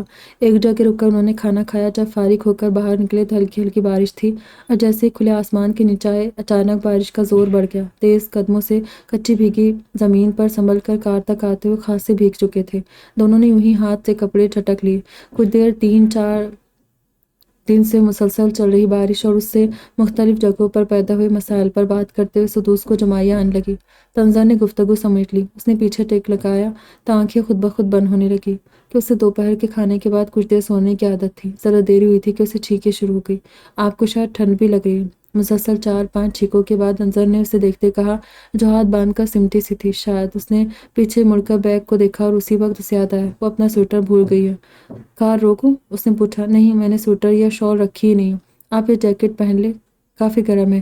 اس نے اس کے لوٹائے جیکٹ کی پیشکش کی. ذرا سے ششمنج کے بعد اس نے پیچھے سے جیکٹ اٹھا لیا. وہ سو تو گئی لیکن معمول سے زیادہ دیر تک، اور جب اٹھی تو عجیب بوجھل کیفیت تھی. جلد اسے احساس ہوا اس کا بدن درد سے ٹوٹ رہا ہے اور بخار بھی ہے. اور کتنا وقت ہے؟ اس نے سیدھا ہوتے پوچھا. 20-30 منٹ. آپ کی طبیعت ٹھیک نہیں لگ رہی. آنکھوں میں اور گلابی رنگت میں سرخی در آئی تھی. موسم کا اثر ہے کچھ. اس نے سامنے دیکھا جہاں دور تک گاڑیاں ہی گاڑیاں تھیں. ان کی رفتار بھی دھیمی تھی. اس کا دل کر رہا تھا کہ کچھ دیر کے لیے لیٹ جائے. گاڑیاں رینگ رینگ کر چل رہی تھی. گوگل میپ پر بھی لمبی سرخ اور کیسری لائن تھی. آدھا گھنٹہ اور پھر 1.5 گھنٹہ، یعنی 2-2.5 گھنٹے مزید. اس نے دل میں حساب لگایا اور حاصل جمع نے فکر مند کر دیا. طبیعت کو بھی ابھی نخرے کرنے تھے. آپ سیٹ ریکلائن کر کے آرام کریں. اس نے ٹریفک کے پیش نظر اسے صلاح دی. نہیں، ایسے ٹھیک ہوں. اسے مناسب نہیں لگا. سارے سفر پر یہ 40-50 منٹ بھاری گزرے. وہ شہر کی حدود میں داخل ہوئے تو انظر نے کہا آپ گھر چلے، دوائی لے، کچھ دیر ریسٹ کرے، پھر آگے جائیے گا. وہ اسے گھر تک چھوڑنے کی بات کر رہا تھا جبکہ اس کا ارادہ وہاں سے اکیلی بس سے جانے کا تھا. اسے اس وقت بستر کی اس قدر شدید خواہش تھی کہ اس نے سر ہلا دیا. وہاں کی مندے کار رکنے کا انتظار کر رہی تھی. بریک لگتے اس نے اس دعا کے ساتھ آنکھیں کھولی کہ یا اللہ گھر آ گیا ہو. گیٹ کے سامنے تھے. ہارن کی آواز پر چھتری لیے جو شخص گیٹ کھولنے باہر آیا، اس نے اندازہ لگایا وہ انظر کے والد ہوں گے. کار احاطے میں داخل ہو کر اپنی جگہ کھڑی ہوئی. تب تک 2 بچے اور لڑکی بھی برآمدے میں آ پہنچے تھے جو اسے دیکھ کر واپس اندر چلی گئی. آپ رکیے، میں چھتری لاتا ہوں، انظر نے اترنے سے پہلے اسے کہا. وہ اترا تو انیسا ایک اور چھتری لے آئی تھی. انظر نے اس کی طرف کا دروازہ کھول کر چھتری کھولی اور وہ اس کے سائے میں صحن عبور کر کے برآمدے میں آئی. انیسا اسے لے کر ہال میں آئی. آپ لیٹ جائے، اس نے تکیہ صوفے کے دستے کے قریب رکھتے کہا. وہ نہ بھی کہتی تو سدوس نے یہی کرنا تھا. پیر اوپر سمیٹ کر لیٹ گئی. باہر سے بچوں کی پرجوش سی آوازیں آ رہی تھی جو ماموں سے مل کر بے انتہا خوش تھے. ان کے اندر آنے سے پہلے انیسا نے اس کے اوپر چادر ڈال دی تھی. زیادہ شور نہیں. عائشہ اور عبدالرحمن نانا اور ماموں کے ساتھ اندر آئے تو انیسا نے ٹوکا. بیٹا انہیں کچھ کھانے کے ساتھ دوائی دے دو، فوراً پھر انظر کو دینا ہے. عرفان احمد نے کہا. جی ابا. انظر نے اس کا پرس اور سفری بیگ انیسا کو تھمایا. آپ بھی فریش ہو جائے بھائی، کافی لیں گے یا کھانا؟ پہلے کافی. آ جاؤ بچوں. انہیں لے کر ہال سے چلا گیا. عرفان احمد باہر برآمدے میں چلے گئے. انہوں نے اپنے ابا کو سلام بھی نہیں کیا. چادر چہرے پر لیتے سدوس نے سوچا. انیسا اسے چائے، بسکٹ اور دوائی دے گئی تھی. اسے نیند تو نہیں آئی لیکن وہ اوڑھ لپیٹ کر لیٹی رہی. انیسا کے علاوہ پھر کمرے میں کوئی نہیں آیا، یہاں تک کہ اسے پسینہ آنے لگا اور وہ چادر ہٹا کر اٹھ بیٹھی. کمرے میں کوئی نہیں تھا. کھڑی ہوئی تو کھڑکی سے باہر برآمدے میں رکھی میز اور کرسیوں میں ایک پر عرفان احمد کوئی کتاب پڑھتے نظر آئے. صاف ستھرا اور ترتیب سے سنوارا گیا کمرہ تھا. اس کی توجہ دائیں طرف والی الماری نے کھینچی. ایک دیوار کی پوری چوڑائی اس الماری سے چھپی تھی اور الماری کتابوں سے بھری تھی. یہ کیا کہتے انگریز، سیب اپنے پیڑ سے زیادہ دور نہیں گرتا، اس نے مسکراتے ہوئے سوچا. تبھی اندر داخل ہو رہی عائشہ نے پیچھے مڑ کر پکارا. مما، آنٹی جاگ گئی ہے. اس نے بچے کو سلام کرتے ہوئے جیکٹ اتار کر صوفے پر رکھا. وعلیکم السلام. عائشہ کو شاید سلام کے جواب کا موقع شاید ہی ملتا تھا، اس لیے اس نے گردن سیدھی کرتے بڑی بردباری سے کہا. کیسی طبیعت ہے اب؟ انیسا اندر آئی. اس میں انظر کی شباہت سے اس نے جانا اس کی بہن ہے. ٹھیک ہے، بہت شکریہ آپ کا اور پریشانی کرنے کے لیے معذرت خواہ ہوں. کیسی شکریہ اور معذرت کی ضرورت نہیں ہے کسی بھی. باتوں کی آواز سن کر عرفان احمد بھی ہال میں آ گئے. انہوں نے بھی انیسا والا سوال کیا. الحمدللہ انکل، بہتر ہوں اب. اس نے گھڑی میں وقت دیکھا. عصر کا وقت ہو گیا تو اس نے نماز پڑھ کر نکلنے کا سوچا. مجھے اب نکلنا چاہیے بیٹا، پوری ریاست میں بارش ہے، کہیں کہیں تو حالات بہت خراب ہے. اب شام ہو گئی ہے، بسیں ٹرینیں کچھ بھی وقت پر نہیں، جو چل رہی ہے وہ بھی لیٹ ہے، کچھ بسیں راستے میں پھنسی ہے. بہتر ہوگا آپ صبح نکلیں. جاننا زیادہ دور نہیں انکل، 1-1.5 گھنٹے کا ہی سفر ہے. اسی وقت انظر اندر آیا. اس کا حلیہ بدلا تھا. ٹی شرٹ اور پاجامے میں وہ اسے بڑا گھریلو سا لگا. آنٹی جا رہی ہے. عائشہ نے ماموں کے قریب جا کر اس کا ہاتھ تھام کر اطلاع دی. آگے ٹریفک جام ہے. اس نے ایک بار پھر فون میں گوگل میپ کا سرخ راستہ اس کے سامنے کیا جہاں ٹریفک کی رفتار کے مطابق پہنچنے کا متوقع وقت 5 گھنٹے درج تھا، جو ظاہر ہے اس سے کم ہو سکتا تھا اور اس سے زیادہ بھی. آپ گھر پر بات کر لیں، چاہے تو میں آپ کے والدین سے بات کر لیتا ہوں. اور اس سے ایک دم یاد آیا، اس نے ابو کو اطلاع نہیں دی تھی کہ وہ یہاں پہنچ چکی ہے اور ٹھہری ہے. میرا پرس. اس نے ادھر ادھر نظر دوڑائی. انیسہ نے صوفے کے پیچھے سے پرس اٹھا کر اسے دے دیا۔ میں ابو سے بات کرتی ہوں، اس نے فون نکالتے کہا۔ عرفان احمد واپس برآمدے میں چلے گئے تھے۔ انظر عائشہ کو لے کر اندر چلا گیا۔ انیسہ بھی چادر اٹھا کر ان کے پیچھے ہو لی۔ ان کے 3 مس کال دیکھ کر اسے افسوس ہوا اور خود پر غصہ آیا۔ اس کی طبیعت اور آگے کی صورتحال سننے کے بعد انہوں نے بھی اسے روکنے کا مشورہ دیا۔ انہیں بھی ٹریفک کا علم تھا۔ اس وقت گھر سے کسی کا اسے لینے آنا بھی سودمند نہیں تھا۔ انہوں نے اس سے پہلے گھر میں کون کون ہے ضرور پوچھا تھا۔ فون واپس پرس میں رکھ کر کتابوں کی الماری کی طرف بڑھ رہی تھی کہ انیسہ آئی۔ کیا کہا انکل نے؟ وہ بھی رکنے کا کہہ رہے ہیں۔ آئیے آپ کمرے میں فریش ہو جائے، اس نے مسکراتے ہوئے کہا۔ کمرے میں آ کر اس نے اثر پڑی باہر جائے یا وہی رکے سوچ رہی تھی کہ انیسہ کھانے کی ٹرے لیے اندر آئی۔ اس کے ساتھ عائشہ بھی تھی۔ یہ کھانے کا وقت تو نہیں، لیکن آپ کو ضرور بھوک لگی ہوگی۔ اسے واقعی بھوک لگی تھی۔ کھانے کے دوران 7 سالہ عائشہ اس کا انٹرویو لیتی رہی، جس میں نام سے لے کر کیا آپ انکل کی دوست ہیں اور کون سا رنگ اور کون سا کارٹون پسند ہے سب شامل تھا۔ انیسہ سے باتوں کے دوران اسے پتہ چلا انظر اسے پہلے ہی فون کر کے ان کی آمد اور اس کی ناساز طبیعت کا بتا چکا تھا۔ کھانے کے بعد جب وہ عائشہ کے اصرار پر ہال میں آئی تو وہاں عبد الرحمن اور انظر پہلے سے موجود تھے۔ قریبی عرفان احمد بھی تھے اپنی کتاب کے ساتھ۔ انیسہ دوسرے شہر میں رہتی تھی، شہر میں سسرالی عزیز کے یہاں کسی عقیقے میں شرکت کے لیے آئی تھی۔ انکل اکیلے رہتے ہیں؟ جی، اس نے مختصر جواب دیا۔ اس نے دور بیٹھے عرفان احمد کو دیکھا جو اب بھی کتاب پڑھ رہے تھے۔ بچے بار بار انہیں کسی نہ کسی بہانے سے مخاطب کر رہے تھے اور جھنجلائے بنا نرمی سے ان کی ہر بات کا جواب دے رہے تھے۔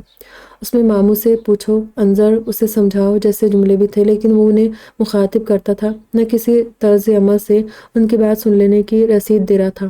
مغرب کے بعد عائشہ نے شور مچایا کہ اب انیسہ حسب وعدہ اسے مہندی لگائے۔ انیسہ نے بتایا عائشہ مہندی کی بے انتہا شوقین ہے، بس شادی، مہندی یا کسی بھی فنکشن کا ذکر سن لے تو پہلا کام ہاتھوں پیروں پر مہندی لگانے کا ہوتا تھا۔ اپنی لگ چکنے کے بعد اسے دوست کے سر ہو گئی کہ آپ بھی لگائیں، آنٹی کی طبیعت ٹھیک نہیں ہے۔ ٹھیک تو ہے؟ اس نے سدوس کے ماتھے پر ہاتھ رکھا۔ فیور نہیں ہے انہیں، ٹھنڈ میں مہندی نہیں لگاتے دیکھے۔ اس نے اپنی ہتھیلیاں اس کے آگے پھیلائی۔ ضد نہیں کرو بیٹا، آنٹی آپ کو لگانی ہے نا، مما بہت اچھی لگاتی ہے۔ اب وہ اسے لالچ دے رہی تھی۔ عائشہ سے ضد نہیں کرتے، انیسہ نے سختی سے کہا۔ آنٹی پلیز، اس نے مسکین سے صورت بنا کر کہا اور اسے اس پر بے انتہا پیار آیا۔ اچھا لگا دے، لیکن بس ایک آدھ بیل سی، آپ کو زکام نہ ہو جائے، پہلے اس موسم سرد ہے اور بخار بھی۔ کوئی بات نہیں، انشاءاللہ کچھ نہیں ہوگا، ہے نا عائشہ؟ اچھا کلر آئے گا اور کچھ نہیں ہوگا۔ کھل اٹھی تھی، اپنی مہندی والے ہاتھ سنبھالتی ہوئی اس کے پاس ہی بیٹھی رہی۔ پھر ٹھنڈ نہ لگے اس خدشے کے تحت حفظ ماہ تقدم کے طور پر انیسہ نے اسے جیکٹ پہنا دیا جو شاید وہ اسی کا سمجھ رہی تھی۔ آپ کے یہاں بھی انگیجمنٹ ہے نا؟ انیسہ نے کہا جی۔ پھر تو آپ کو مہندی لگانا چاہیے، کچھ منٹ بعد خشک ہوتے ہی چھڑا لیجیے گا، رنگ پھر بھی خوب چڑھتا ہے۔ وہ بیٹی کی ضد پر شرمندہ سی تھی۔ ویسے گھر کے فنکشن میں خالی ہاتھ ہو تو سب کو لگتا ہے خوشی نہیں۔ اس نے اپنے تئیں کام کا نکتہ اٹھایا تھا۔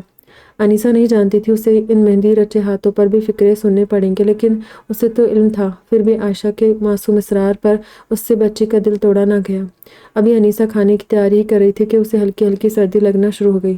وہ جو اس کی مدد کے لیے باورچی خانے میں جانے کا سوچ رہی تھی، چپکی بیٹھی رہی۔ عبد الرحمن ماموں کی موجودگی میں کسی اور کو لفٹ نہیں دیتا تھا۔ وہ عائشہ سے چھوٹا تھا۔ بہت دیر سے وہ دونوں کوئی بورڈ گیم کھیل رہے تھے۔ سب کچھ میز پر رکھنے کے بعد جب انیسہ نے مڑ کر اسے آواز دی تو ٹھٹک گئی۔ جیکٹ کی جیبوں میں ہاتھ ڈالے سمٹی سی پیر اوپر کے بیٹھی تھی۔ آپ کو پھر سے ٹھنڈ لگ گئی؟ اس کے پاس سے اور پیشانی پر ہاتھ رکھا۔ انظر بھی اٹھ کر قریب آیا۔ فیور بھی آ رہا ہے؟ شرمندہ ہو گئی، کیا سب کو تکلیف دے رہی تھی؟ آپ کمرے میں چلے اور میڈیسن لے، انظر نے کہا۔ انیسہ نے اسے پکڑ کر اٹھایا۔ ایک بار پھر وہ دوا لے کر اوڑھ کر لپیٹ کر بستر پر تھی۔ اس بار اسے نیند آ گئی تھی۔ اس نے ہلکے سے دروازے پر دستک دی، کچھ دیر اجازت کا انتظار کیا۔ جب اندر سے کوئی آواز نہیں آئی تو دروازہ دھکیل کر اندر داخل ہوا۔ کمرے میں انیسہ نہیں تھی، پلنگ پر سدوس سو رہی تھی۔ انیسہ اس کے شانے تک کمبل ڈال گئی تھی، دروازے کی سمت کروٹ لیے تھی۔ بخار سے چہرہ سرخ تھا، ایک ہاتھ گال کے نیچے اور دوسرے ہاتھ کی بند مٹھی گردن کے نیچے تھی۔ جیکٹ اب بھی پہنی تھی۔ وہ پلنگ کے قریب آ کر ٹھہر گیا۔ چند گھنٹوں کا سفر تھا، لیکن جو کئی برسوں میں نہ ہو سکی تھی، ساری تبدیلیاں اس ذرا سے وقفے میں ذرا آئی تھی۔ اپنے ماں باپ کی مصاحبت کے دوران یہ نہیں، محبت اور رفاقت پر اس کا اعتبار قائم نہیں ہونے دیا تھا کہ اتنا عرصہ ایک ساتھ رہنے اور 2 بچوں کے اضافے کے بعد بھی ان میں نوری سالوں کے فاصلے تھے۔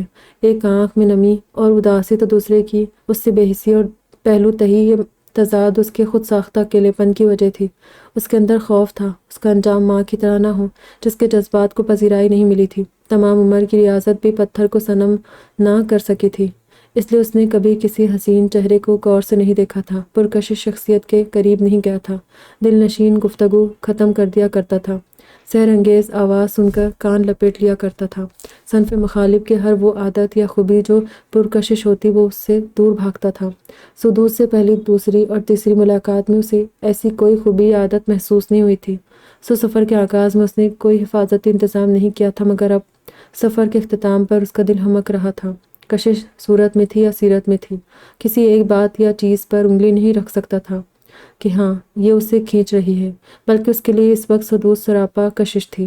محبت کی رمز اب بھی اسے سمجھ نہیں آئی تھی، لمحوں میں وارد ہو کر اپنا آپ منوانے والی یا برسوں تک حسرت بن کر آنکھوں میں ٹھہر جانے والی یا انتظار کرتے کرتے قبر میں پہنچ جانے والی۔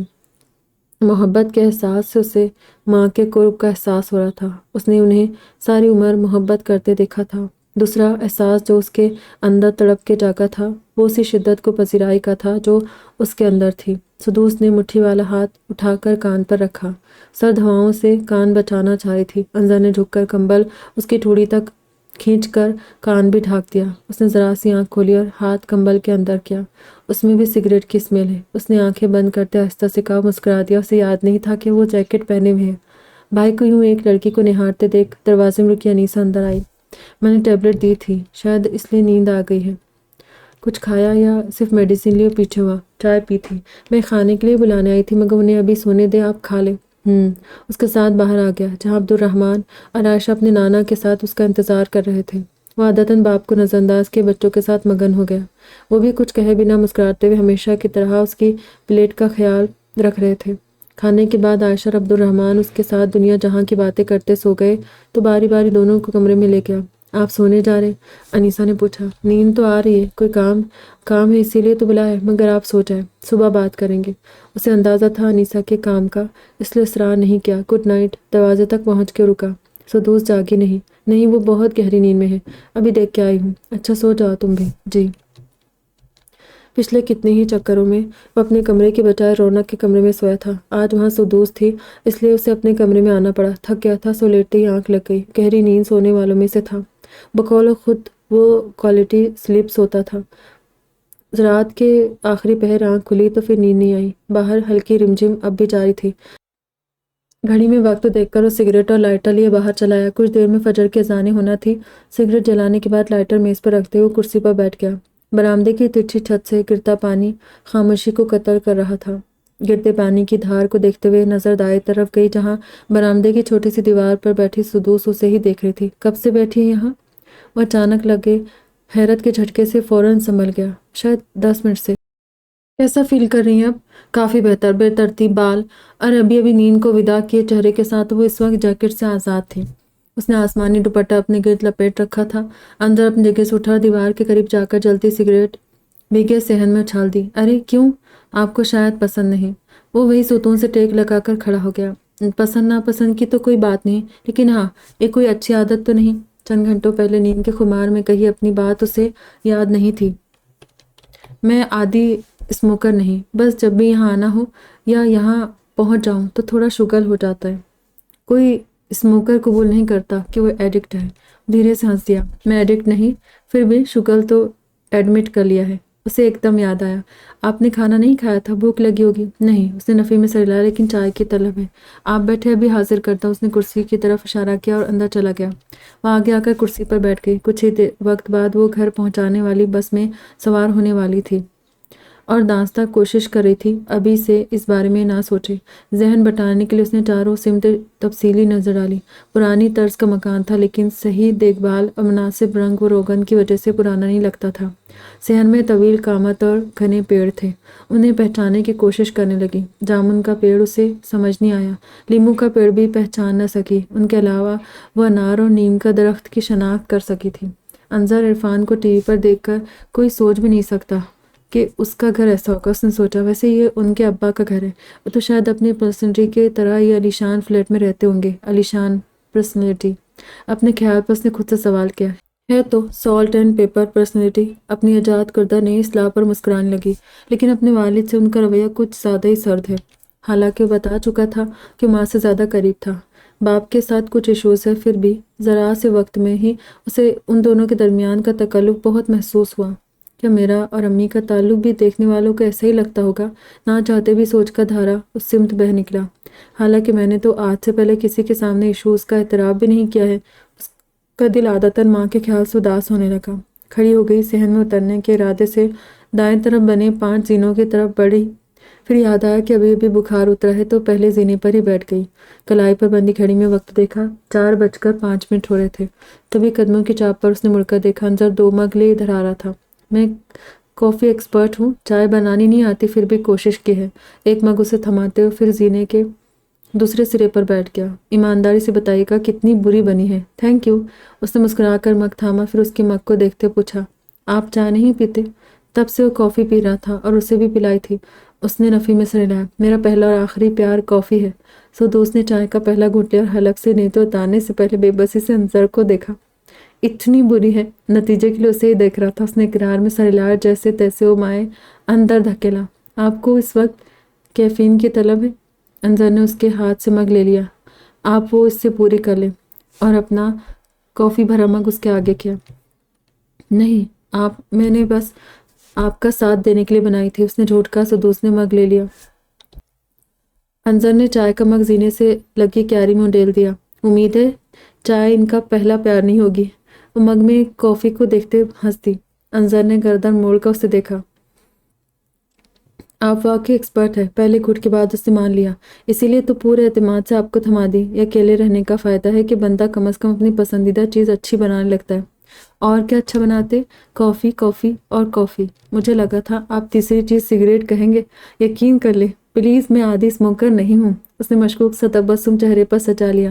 ویسے ڈرگ اور نشے کے عادی لوگ خود اپنا سگریٹ رول کرتے ہیں، اور میں اسے آپ کی جنرل نالج ہی مان رہی ہوں۔ وہ ہنس دیا۔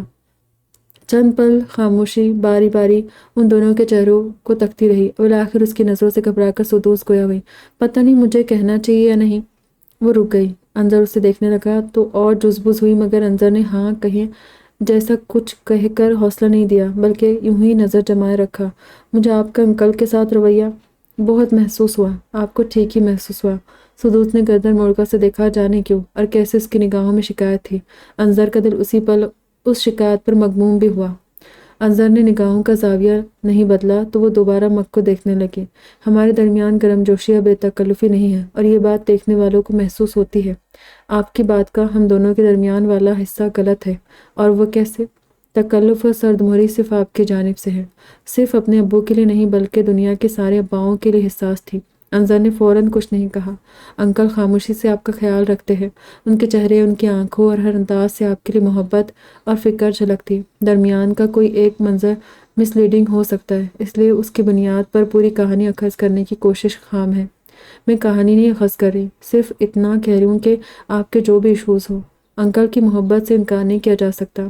میرے بھی امی کے ساتھ کئی ایشوز ہیں، اور سب کا مین ریزن ان کا ابو کے ساتھ رویہ ہے، لیکن میں نے ان کی محبت پر کبھی شک نہیں کیا۔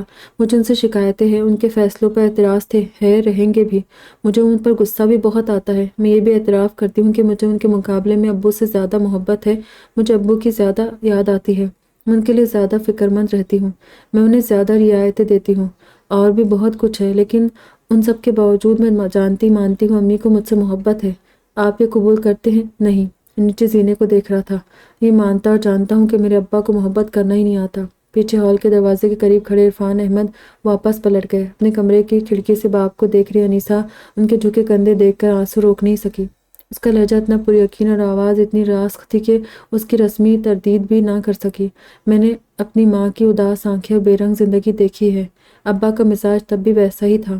دیکھنے والوں کو لگتا تھا وہ نہایت کیئرنگ اور نرم مزاج ہے، لیکن سچ یہ ہے کہ وہ دل کو محبت سے خالی رکھ کر زندگی کو اس اچھے برتاؤ سے بھرنے کی کوشش کرتے تھے، اور میں اس بات کا گواہ ہوں کہ ساری اچھائیاں، نرمی، فکر کوئی خوشی نہیں دیتی اگر ان میں محبت شامل نہ ہو۔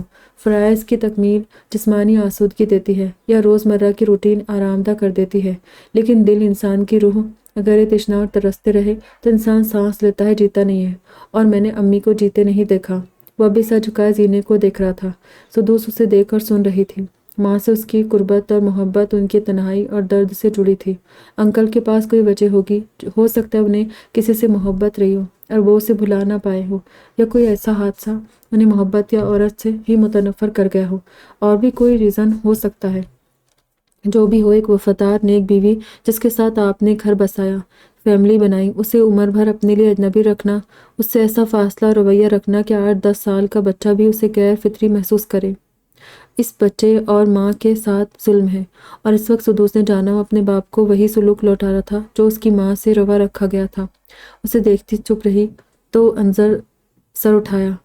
میں زیادہ ہی سینٹیمنٹل ہو گیا، وہ ہلکے سے مسکرایا۔ نہیں تو۔ وہ اپنے خیال سے باہر آئی اور خالی مگ ایک طرف فرش پر رکھا۔ انظر نے اس کے پرسوچ اور سنجیدہ چہرے کو بغور دیکھا۔ اس کی بھوری آنکھوں میں الجھن کے ساتھ کچھ اور بھی تھا جسے محسوس کرتی انظر نے خوش فہمی کو دل میں بڑا سا پلاٹ لاٹ کر دیا۔ ضمیر نے آنکھیں بھی دکھائی کہ وہ اس کی پریشانی کو اپنی خوشی کا سامان کر رہا ہے، لیکن کچھ جذبے ساری زندگی ٹین ایجر ہی رہتے ہیں۔ محبت اتنی پیچیدہ اور دو لوگوں کے لیے اتنی مختلف بھی ہوتی ہے۔ یہ سوال ہے اتنی دیر ہوئی گفتگو کا خلاصہ، یا میرے والدین کی کہانی سے حاصل شدہ نتیجہ؟ پتہ نہیں کیا ہے۔ اس نے گہری سانس لی۔ اچانک کچھ یاد آنے پر پوری اس کی سمت گھوم گئی۔ آپ کی اب تک شادی نہ کرنے کی وجہ یہ ہے؟ انظر نے لب بھینچ لیے۔ یہ تو غلط ہے۔ اس کے لہجے میں ہلکی سی ناراضگی واقع تھی۔ یا یہ ابھی ابھی الاٹ ہوئے پلاٹ کی کارستانی؟ اب تک مستقبل کا تو کسی کو علم نہیں ہوتا۔ جلدی کریں، عمر نکلی جا رہی ہے۔ اس نے ماحول بدلنے کے لیے لہجے کو ذرا شوخ کیا۔ اس نے بھی تائید کی۔ اچھا ہوا آپ کو فیور آ گیا تھا، چند پل بعد انظر نے کہا۔ اچھا، کیسے؟ ورنہ آپ ماں بدولت کی کافی سے محروم رہ جاتی۔ بے ساختہ ہنسی۔ ویسے آپ کی وجہ سے ہی مجھے بخار آیا تھا۔ ارے، میری وجہ سے کیسے؟ میں نے تو حفاظت کے لیے آپ کو اس وقت جیکٹ دیا تھا جب ہم بالکل اجنبی تھے، اور آپ نے ہی ڈائننگ ہال میں چھینک چھینک کر مجھے انفیکٹ بھی کیا تھا۔ یہ سائنٹیفکلی غلط ہے۔ وائرل انفیکشن کا انکیوبیشن پیریڈ ہی 2 سے 5 دن ہوتا ہے۔ یعنی میں کچھ دن کے بعد پھر بیمار پڑوں گی؟ یعنی آپ کو یقین ہے میں نے آپ کو انفیکٹ کیا ہے؟ اس نے ڈرا کے انداز میں پوچھا۔ لگتا تو یہی ہے۔ چھیڑنے کے لیے مسکرائی۔ اچانک تیز بارش شروع ہو گئی، پانی زینوں پر بھی آنے لگا۔ وہ دونوں تیزی سے کھڑے ہو کر سائبان کے اندر آئے۔ اب فیور آیا تو الزام اس بارش کے سر ہوگا، انظر نے کہا۔ بارش کے ساتھ ہوا بھی تیز ہو گئی تھی۔ نہیں، یہ الزام آپ کے ہی سر رہے گا۔ مگ اٹھانے کے ارادے سے پھر زینے قریب جانے لگی تھی کہ اس کا ارادہ بھانپتے انظر نے ہاتھ کے اشارے سے روکا اور خود آگے بڑھ کر دونوں مگ اٹھا لیے۔ ریسٹ کرے، صبح پھر آپ نے سفر کرنا ہے۔ جی۔ وہ اسی کمرے میں چلی آئی جہاں سوئی تھی اور انظر مگ رکھنے باورچی خانے میں چلا گیا۔ صبح 7 بجے جانے کو تیار تھی۔ عرفان احمد نے انظر سے کہا کہ اسے گھر تک چھڑائے، اور وہ پہلی بار باپ کا حکم بجا لانے دل و جان سے تیار تھا، مگر سدوس نے انکار کر دیا۔ 1.5 گھنٹے میں بس سیدھا اس کے شہر پہنچانے والی تھی۔ بیگ لے کر باہر ہال میں آئی تھی کہ اسے چھینک آئی۔ آپ نے دوائی لی؟ عرفان احمد نے پوچھا۔ نہیں، منمنائی۔ لے کہیں پھر بخار نہ آ جائے، اور جیکٹ بھی پہنے۔ انیسہ لے آؤ بیٹا۔ انہوں نے بیٹی کو دیکھا اور وہ اندر سے روسین کے ساتھ انظر کا جیکٹ بھی لائی۔ جیکٹ کو اسی کی ملکیت سمجھ رہے تھے۔ عرفان احمد نے جب اس کے سر پر ہاتھ رکھا سدا خوش رہے، خیریت سے گھر پہنچے، تو اس نے دل سے دعا کی کہ باپ بیٹے کے بیچ کی دیوار ڈھہ جائے اور اس خوبصورت رشتے کو پوری جزیات کے ساتھ گلے لگائے، نبھائے۔ راستے میں انظر نے واپسی کا پوچھا۔ وہ اسی شام یا اگلے دن صبح نکلنے والا تھا، اور اسے مزید باپ کے گھر روکنے کے لیے سدوس نے کہا، منگنی کل ہے اور فوراً تو نکل نہیں سکتی، پرسوں یا اس کے 1 دن بعد۔ آپ بھی تب تک رکے تو ساتھ چلتے۔ پیشکش تو بڑی دل لبھانے والی تھی، مگر پرانی چیزیں، جذبے اور عادتیں زیادہ پختہ، گہری اور پر اثر ہوتی ہے۔ خیال تو بہت اچھا ہے، لیکن میں اتنا وقت نہیں رک سکتا۔ اس کی نگاہیں سامنے سڑک پر تھی اور سدوس کا دل اداس ہو گیا۔ جب وہ سامنے دیکھنے لگی تو انظر نے اس کی طرف نظر کی۔ سوری سدوس، اس نے دل میں اس سے معذرت کی تھی۔ کار سے اترنے سے پہلے وہ جیکٹ اتارنے لگی تو انظر نے کہا، لے جائے، بارش نہیں لیکن خنکی تو اب بھی ہے۔ نہیں شکریہ، اب تو دھوپ نکل آئی ہے۔ انکل اور انیسہ اسے میرا ہی سمجھ رہے تھے، اس لیے انکار نہیں کیا تھا۔ وہ بیگ اور پرس لیے نیچے اتر گئی تھی۔ گھر میں سبھی اسے دیکھ کر خوش ہوئے تھے، جیسے اسے امید تھی کہ گھر مہمانوں سے بھرا تھا۔ خالہ اور ننیال کے علاوہ دونوں چاچا اور دادا بھی موجود تھے۔ پھپھو شام تک کسی بھی وقت آنے والی تھی۔ اچھا کیا گئی، خالہ نے تنہائی ملتے ہی کہا۔ بہت مشکل سے آئی ہوں خالہ، ٹرینیں بند ہیں، آپ کو پتہ تو ہوگا۔ ارے کیا مشکل، علیزہ نے بتایا تھا تم مونس کے دوست کی گاڑی میں آ رہی ہو۔ وہ تو میں نے منع کیا آپا کو کہ یہاں یہ تفصیل کسی کو بتانے کی ضرورت نہیں ہے۔ دانت پیس کر رہ گئی۔ ابو گھر کے مہمانوں کے ساتھ میزبانی کے فرائض انجام دینے میں مشغول تھے۔ اس لیے اسے باقی سب کے درمیان بیٹھ کر باتیں نہ صرف سننا پڑ رہی تھی بلکہ باتیں کرنا بھی پڑ رہی تھی، ورنہ وہ دونوں باپ بیٹی اپنی 1.5 اینٹ کی مسجد بنا کر بیٹھتے تھے۔ شہراز کی بیوی سومیا امید سے تھی، اور اسے کتنی ہی نظریں اس کی کمی جتاتی یا اس کے چہرے پر حسرت تلاش کرتی محسوس ہوئی۔ ان کے خاندان میں کم عمری میں شادی کا رجحان تھا، اس کی عمر کی لڑکیوں کے اچھے خاصے بڑے بچے تھے، ایسے میں اس کا توجہ کا مرکز بن جانا فطری تھا۔ رشتہ داروں سے ملتے، عرشی کی تیاریاں دیکھتے اور کچھ گھر کے کاموں میں ہاتھ بٹاتے وہ دن تو گزر گیا۔ موسم کے پیش نظر اگلے دن رسم ہال میں رکھی گئی تھی۔ لباس تبدیل کرنے اور بال بنانے کے بعد آئینے کے سامنے کھڑی تھی کہ فون پر روشنی کے ساتھ نام جگمگایا اور اس نے پہلی رنگ پر ہی فون ریسیو کر لیا تھا، اور اب ہینڈسیٹ کان تک لے جاتے ہوئے کئی بار پچھتا چکی تھی کہ ایسے بے صبری کا مظاہرہ کیوں کیا۔ السلام علیکم۔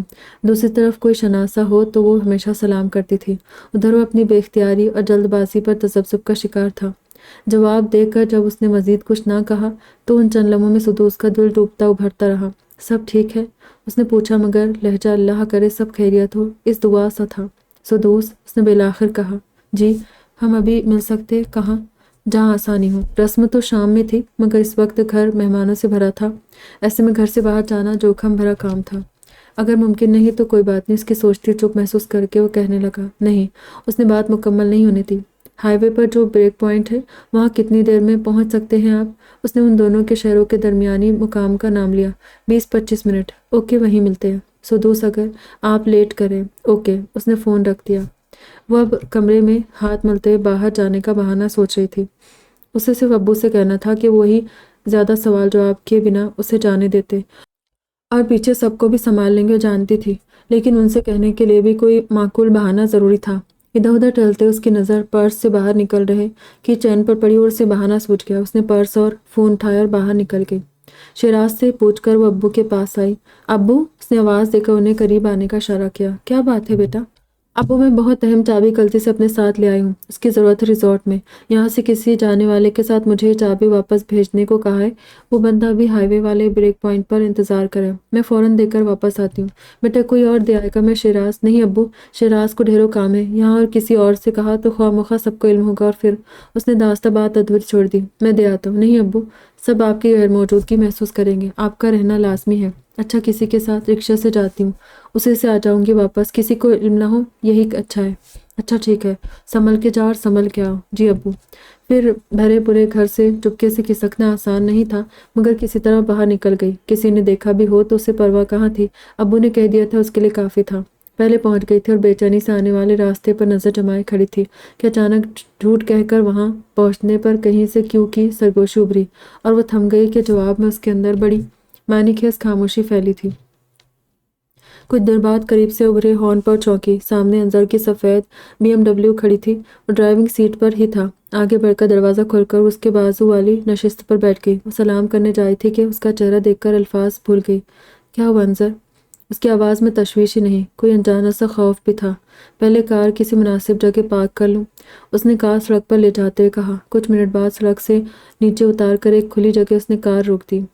اب کچھ کہیں بھی، مجھے گھبراہٹ ہو رہی ہے۔ وہ دونوں ہاتھوں سے اسٹرنگ ویل تھامے بیٹھا رہا تو اس نے کہا، مجھے انیسا نے بہت اصرار کر کے بلایا تھا کہ ابا کی طبیعت ٹھیک نہیں ہے اور اسے بھی مجھ سے کچھ ضروری کام ہے۔ اس کے جذباتی بلیک میلنگ کے آگے میں ہمیشہ ہار جاتا ہوں۔ مجھے یہی لگا تھا کہ ہر بار کی طرح مجھے بلانے کے لیے ابا نے انیسا کو استعمال کیا ہے، لیکن اس دفعہ انیسا نے مجھے عمر بھر کا پچھتاوا دینے اور اپنی زندگی کے جھوٹ سے روبرو کرانے بلایا تھا۔ اسے کوئی صلہ نہیں مل رہا تھا، لیکن وہ تحمل سے سن رہی تھی۔ انظر اب بھی سامنے دیکھ رہا تھا۔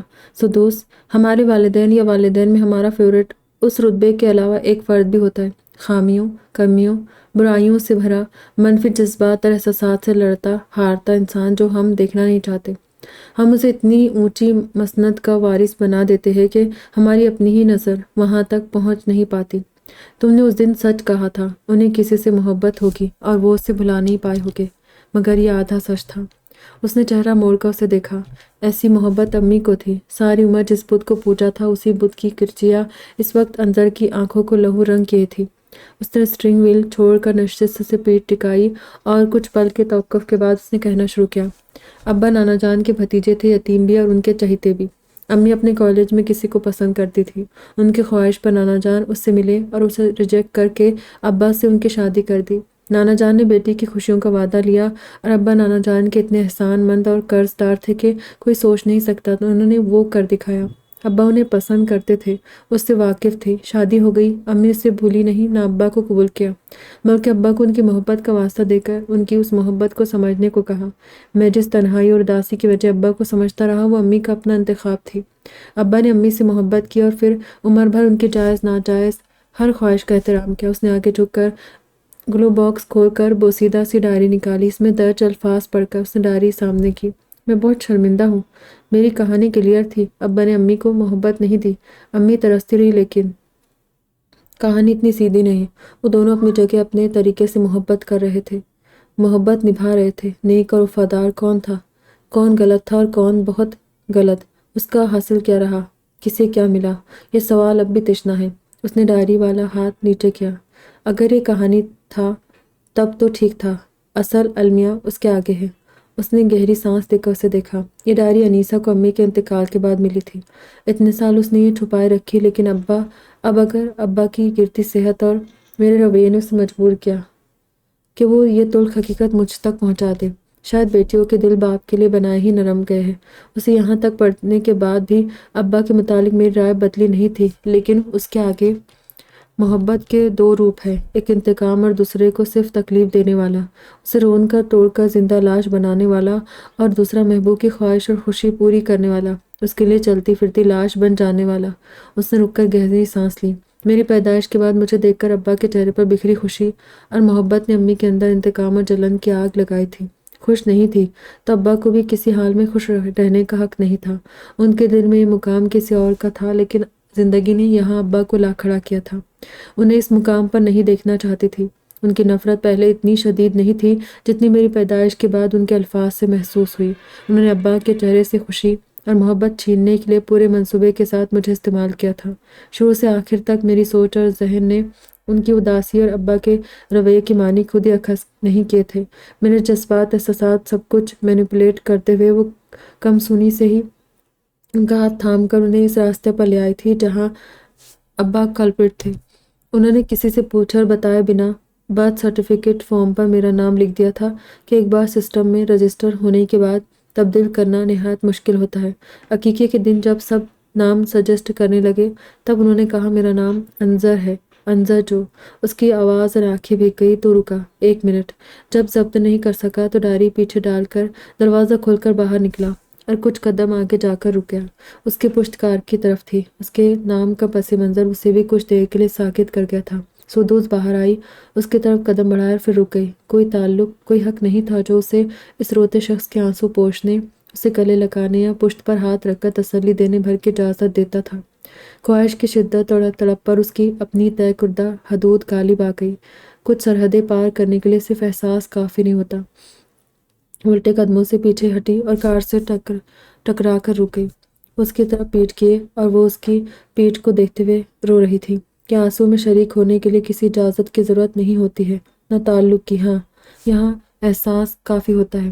اس کی تسلیم شدہ کہانی ہی غلط نہیں تھی، بلکہ اس کا کردار بھی کٹ پتلی ثابت ہوا تھا، اور نام تو ایک ایسا انتقام اور غصہ تھا، کیسی محبت جس کے فراق نے اولاد کو بھی نہیں چھوڑا۔ محبت اور جنگ میں سب جائز والے مقولے پر محبوب اور بیوی تو عمل کر سکتی، لیکن کیا ماں بھی؟ کچھ دیر بعد وہ سنبھل کر پلٹا، اسے پیچھے دیکھ کر چونک گیا، پھر سست سے قدم اٹھا کر اس کے سامنے آیا۔ اس کے قریب آنے تک چہرہ صاف کر چکی تھی۔ سوری، میں یہ سب تمہیں سنا کر اداس کر رہا ہوں۔ مجھے اس وقت کچھ سمجھ ہی نہیں آ رہا تھا، نہ ابا کا سامنا کرنے کی ہمت تھی، نہ انیسہ کا، اس لیے گھر جانے کے بجائے ادھر چلا آیا۔ آپ گھر سے نہیں آئے؟ اس کی آواز بھی بھاری ہو گئی تھی۔ نہیں، کار ایک جگہ پارک کر کے پڑا تھا، پھر بہت دیر وہیں رکا رہا۔ کچھ سمجھ ہی نہیں آ رہا تھا، کچھ سوچ پاتا یا فیصلہ کرتا اس سے پہلے تمہیں فون لگا چکا تھا۔ اس نے اب غور کیا کہ اس کا تخاطب بدل گیا تھا۔ نہ کرتے اسے مکمل۔ سچ ڈیلے ہوتا ہے، ہمیشہ کے لیے ٹلتا نہیں۔ اس سے ہمیشہ بھاگا نہیں جا سکتا، اسے فیس کرنا ہی پڑتا ہے۔ اندر آؤ، دھوپ ہے۔ اس نے دوسری طرف جا کر اس کی نشست کا دروازہ کھولا۔ اس کے بیٹھنے کے بعد وہ خود بھی اندر آیا۔ سدوس نے مڑ کر ڈائری کو دیکھا، پھر انظر کو اسے ہی دیکھ رہا تھا۔ صحیح یا غلط کا فیصلہ تو آسان ہے، لیکن یہ اتنی بلیک اینڈ وائٹ سچویشن نہیں ہے۔ ان سب کا ذمہ دار کون تھا؟ صرف امی یا نانا جان اور ابا بھی؟ کسے رویہ بدلنے کی ضرورت تھی؟ کس کی سوچ غلط تھی؟ کسے سخت ہونے کی، کسے نرمی برتنے کی، کب سخت ایکشن ناگزیر تھا، کہاں سہولت دینا چاہیے تھی، یہ راستہ ہی بدل لینا چاہیے تھا۔ ایسے کئی سوال ہیں جن کے جواب اب ڈھونڈنا مشکل ہے اور فضول بھی۔ سدوس اس کی ایک ایک اختیاری اور بے اختیاری حرکت محسوس کر رہی تھی، جن میں بے قراری تھی۔ اس کے الفاظ اور آواز میں جذبات کا بہاؤ سب اس پر یوں اثر کر رہا تھا جیسے وہ اس کا درد کہہ رہا ہو۔ اگر یہ امی کی رائٹنگ، ان کے الفاظ نہ ہوتے تو دنیا کی کوئی طاقت مجھے اس کا یقین نہیں دلا سکتی تھی۔ اس وقت میری سمجھ میں نہیں آ رہا مجھے ان کی سوچ اور عمل پر دکھ اور حیرت زیادہ ہے یا ابا کے لیے اپنی سوچ اور رویے پر۔ اس ڈائری کے کتنے ہی جملے مجھے کتنی بار مار گئے، مگر اب جب مجھے ابا کے لیے اپنے خیالات یاد آ رہے تو میں واقعی شرمندگی سے مر جانا چاہتا ہوں۔ امی پر میرا مان ٹوٹا ہے ربا، میں تو ہر پل ہر لمحہ انہیں توڑتا رہا، شعوری کوشش سے بھی اور اپنی موجودگی اپنے نام سے بھی۔ میرا ہونا ہی ان کے لیے کتنا بڑا امتحان ہے، پھر بھی وہ میرے ساتھ۔ ایک بار پھر اس کی سرخ آنکھیں نم ہوئیں اور آنسو سدوس کی آنکھوں سے گرے۔ کتنے لمحے چپ چاپ سرک گئے۔ ایک ماں نے یہ کیسا ستم کیا تھا، کبھی نہ بھولنے اور مٹنے والا، ہمیشہ سزا اور درد کا سایہ بن کے ساتھ چلنے والا۔ کاش ان کے ساتھ یہ ڈائری بھی مر جاتی، دفن ہو جاتی، لیکن پھر انکل اور انظر۔ اس کی سوچیں بھٹک گئی تھی۔ سوری، انظر نے مڑ کر اسے دیکھا، میں تمہیں یوں نہیں، اس نے تیزی سے کہا اور چہرہ صاف کیا۔ مجھے اچھا لگا کہ آپ نے مجھ سے شیئر کیا۔ انظر نے نظر نہیں ہٹائی لیکن کہا کچھ نہیں۔ اب آپ کیا کریں گے؟ میرا مطلب ہے انکل، ان کے ساتھ آپ۔ اسے اپنی بات مناسب انداز میں کسے کہے سمجھ نہیں آ رہا تھا۔ اس کی دعا اس طرح قبول ہوگی یہ تو وہم گمان میں بھی نہیں تھا۔ مجھے تو ان سے بے حساب معافیا مانگنی ہے، لیکن سچ کہوں تو اس وقت میرا دل کر رہا ہے میں کہیں غائب ہو جاؤں، کبھی ان کا سامنا نہ کروں۔ اور جیسے ایک دم بہت تھک سا گیا۔ آپ کو ان کے پاس جانے میں دیر نہیں کرنا چاہیے۔ اب تو آپ ان کا صبر جانتے ہیں، انہیں انتظار بھی ہوگا کہ کبھی تو ان کی ریاضت سمریاب ہوگی، انہیں اور منتظر نہ رکھے۔ اچھا وہ امی نہیں ہے۔ دنیا میں اپنی سب سے عزیز ہستی کے لیے الفاظ کہتے اطمینان محسوس کرنا اپنے آپ میں کیسی اذیت ناک سزا ہے، کوئی اس سے پوچھتا۔ کیا محبت ایسی ہوتی ہے، سب کو اضطراب اور کرب دینے والی؟ یہ پیچیدہ جذبے، الجھے تعلقات کے سوا کچھ نہیں، اور عمر بھر بھٹکنا مسافر کا مقدر بھی۔ آج سے پہلے اس نے محبت اور اس کے فلسفے پر کبھی غور نہیں کیا تھا۔ پہلی بار سوچا بھی تو وہ کوئی اچھا خیال نہیں تھا۔ تبھی سدوس کے فون کی رنگ ہونے لگی۔ اس نے پرس سے نکالا، فضیلت کی کال تھی۔ اس نے رنگ سائلنٹ کر کے فون رکھ دیا۔ انظر کو پھر پچھتاوے نے گھیرا۔ کتنی بار اس نے بھی یہی کیا تھا، کاش وقت واپس آ سکتا۔ میں تمہیں ڈراپ کر دیتا ہوں۔ اسے یاد آیا آج اس کی بہن کی منگنی تھی۔ آپ اسی پوائنٹ تک چھوڑ دیں جہاں میں ویٹ کر رہی تھی۔ مہمانوں کے بیچ اس وقت میں کسی اجنبی کے ساتھ کار سے پہنچی تو یہ مقامی اخبار کی زینت بننے والا اسکینڈل ہوگا۔ میں اجنبی تو نہیں، وہاں سب کے لیے تو ہے۔ انظر نے چابی گھما کر انجن کو جگایا۔ سوری میں اتنا ہی وقت دے سکی، اگر گھر میں فنکشن نہ ہوتا تو مزید رکتی۔ تم آنے کی پابند نہیں تھی سدوس۔ اس سڑک پر دیکھا تھا۔ تمہارا آنا اور سننا اس سارے واقعے کی واحد اچھی بات ہے۔ جیسے ماہر انگلیاں رباب کے تاج چھوتے ہی مدھر سے دھن بکھیر دیتی ہے، وہی کام اس کے الفاظ نے کیا تھا۔ بس رباب یہاں سدوس کا دل تھا۔ چپ رہی تو انظر نے گردر موڑ کر دیکھا، گود میں رکھے پرس کو دیکھے تھے۔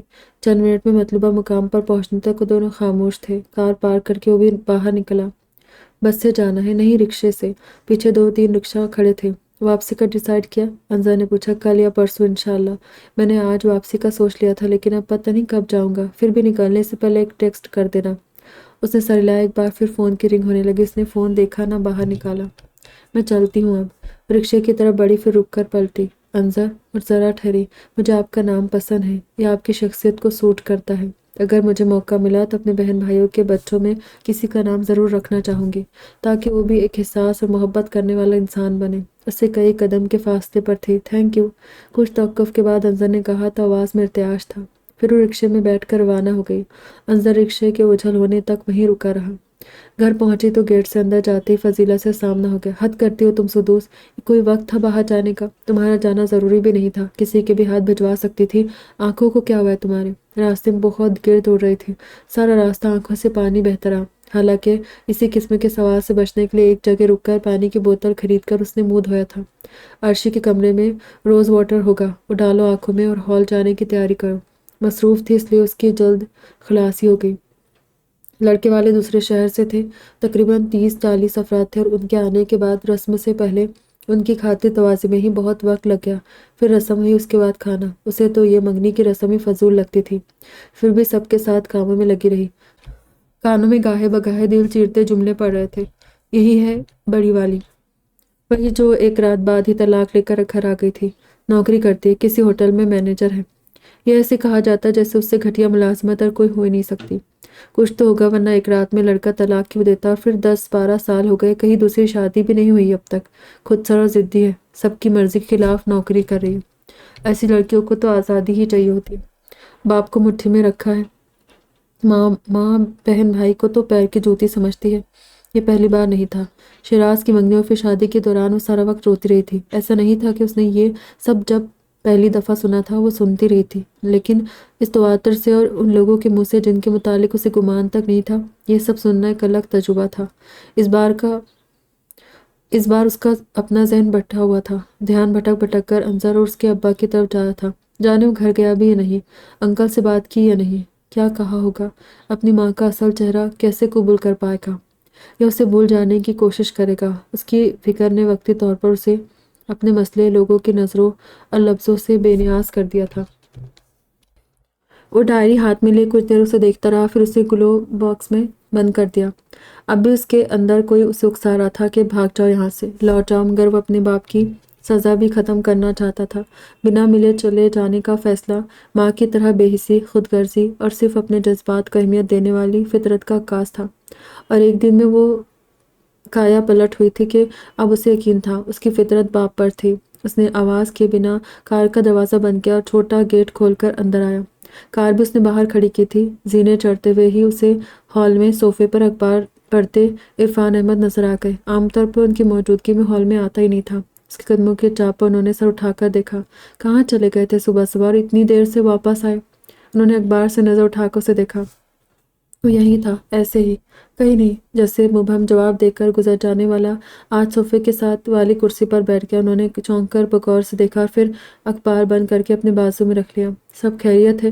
یہ فکر مندی پرانی تھی، نیا انظر کا رد عمل تھا۔ سر جھکائے ہمت مجتمع کر رہا تھا۔ کتنے ہی پل گزر گئے، اس کے منہ سے کوشش کے باوجود ایک لفظ بھی نہیں نکلا تھا۔ وہ عام سا سوری بھی نہیں کہہ پا رہا تھا۔ کیا ہوا ہے انظر؟ انیسہ جو ہال میں آ رہی تھی واپس پلٹ گئی۔ انظر اٹھ کر قالین پر ان کے پیروں کے پاس بیٹھا اور ان کے گھٹنوں پر سر ٹکا دیا۔ انظر، انظر، نمی محسوس کرتے انہوں نے اسے اٹھانا چاہا، لیکن ان کی زبان سے ادا رہا۔ اس کا نام اس کے دل میں تیر کی طرح پیوست ہو رہا تھا۔ یہ اذیت اسے اقبال جرم کے بعد مسکراتے سزا کو گلے لگانے والے مجرم سے تسکین دے رہی تھی۔ جب وہ ہلا بھی نہیں تو خود فرش پر بیٹھ گئے اور اسے شانوں سے تھاما۔ تم بتانا نہیں چاہتے تو نہ کہو، لیکن بیٹا اس طرح نہ کرو، تم تو میرا سہارا، میرا غرور ہو۔ وہ ان سے لپٹ گیا۔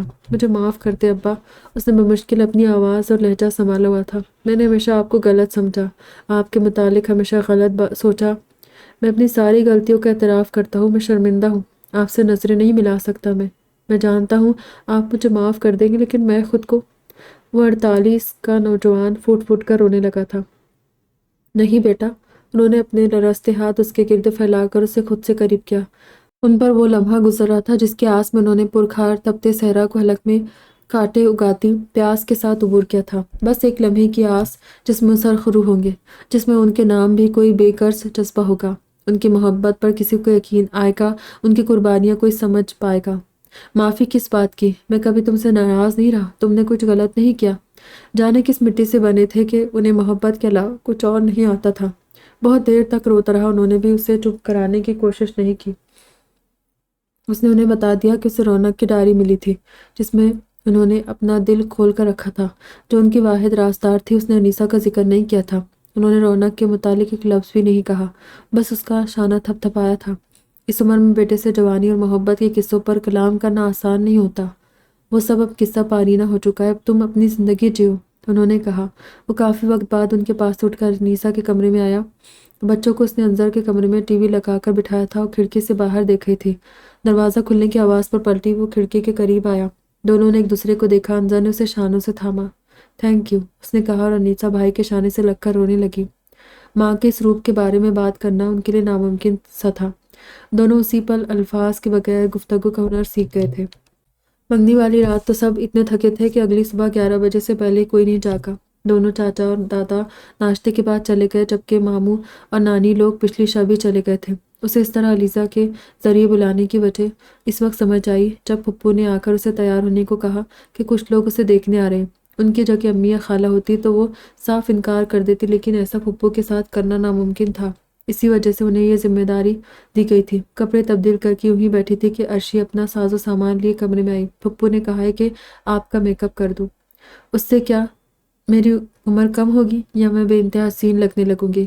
اور تم سب لوگوں کو اتنا بیوقوف اور اندھا کیوں سمجھتے ہو کہ انہیں سمجھ ہی نہیں آئے گا کہ میں نے کتنے کلو میک اپ تھوپا ہے؟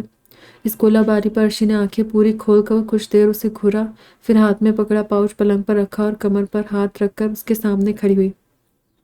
پہلی بات، آپ بنا میک اپ کے ہی بڑی خوبصورت ہے۔ دوسری بات کہ پریزنٹیشن بھی ایک چیز ہوتی ہے۔ بندہ گھر والے حلیے میں مہمانوں کے سامنے نہیں جاتا، اور اتنا غصہ کس بات کا ہے؟ خواہ مخواہ اتنی انرجی کس لیے ویسٹ کر رہی ہو؟ آپ ہوگا وہی جو آپ چاہے گی، کوئی زبردستی تو آپ کو کہیں بہانے سے رہا۔ آپ بھی اچھی طرح مقابل کا جائزہ لیں تاکہ وہ دلائل کے ساتھ انکار کر سکے۔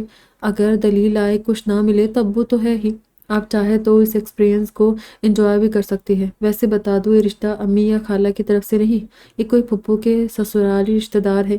اس نے بہن کے جلال کی ایک وجہ وہی ختم کر دی۔ اس کی تقریر کے بعد وہ چپ ہی رہی۔ ویسے نو میک اپ لک کے لیے بھی میک اپ کیا جاتا ہے، وہی کر دوں؟ نہ چاہتے ہوئے مسکرا دی۔ میں اپنی شکل پہچان سکوں ایسا کچھ بھی کر دو۔ اوکے۔ وہ ماہر میک اپ آرٹسٹ کی طرح ایکشن میں آ گئی۔ بچپن سے میک اپ کرنے کے شوق نے اسے خاصا طاق کر دیا تھا۔ رشتہ چونکہ پھپھو کے ذریعے سے اور ان کے رشتہ داروں کی طرف سے تھا، اس لیے ابو بھی دلچسپی لے رہے تھے۔ انہیں بھی اس کی طرح خالہ اور امی پر اس معاملے میں اعتبار نہیں تھا۔ ایک بار کی ذرا بھی بڑی کاری تھی۔ اس 45 سالہ مرد کی بیوی کی وفات ہو گئی تھی، بچے نہیں تھے، اور یہی اس رشتے کی شرح سرخی تھی۔ عرشی کی بات اس کے دل کو لگی تھی، اور وہ سر جھکا کر بیٹھنے کی بجائے گفتگو میں حصہ لینے کے ساتھ ساتھ سوال بھی کر رہی تھی۔ اسے محسوس ہو رہا تھا تقریباً سبھی حاضرین اس حرکت پر بے آرام ہو رہے، لیکن اسے کہاں پرواہ تھی۔ مہمانوں کے جانے کے بعد حسب امید اسلم مرزا اس کے پاس آئے۔ بیٹا، کیا تم نے کبھی شادی نہ کرنے کا فیصلہ کر لیا؟ سر جھکا گئی۔ تمہاری مرضی کے بنا کچھ نہیں ہوگا، لیکن میں کبھی شادی نہ کرنے کے فیصلے میں تمہارے ساتھ نہیں۔ یہ ممکن نہیں۔ تمہیں کوئی پسند ہے تو وہ بھی مجھے دل سے قبول ہے۔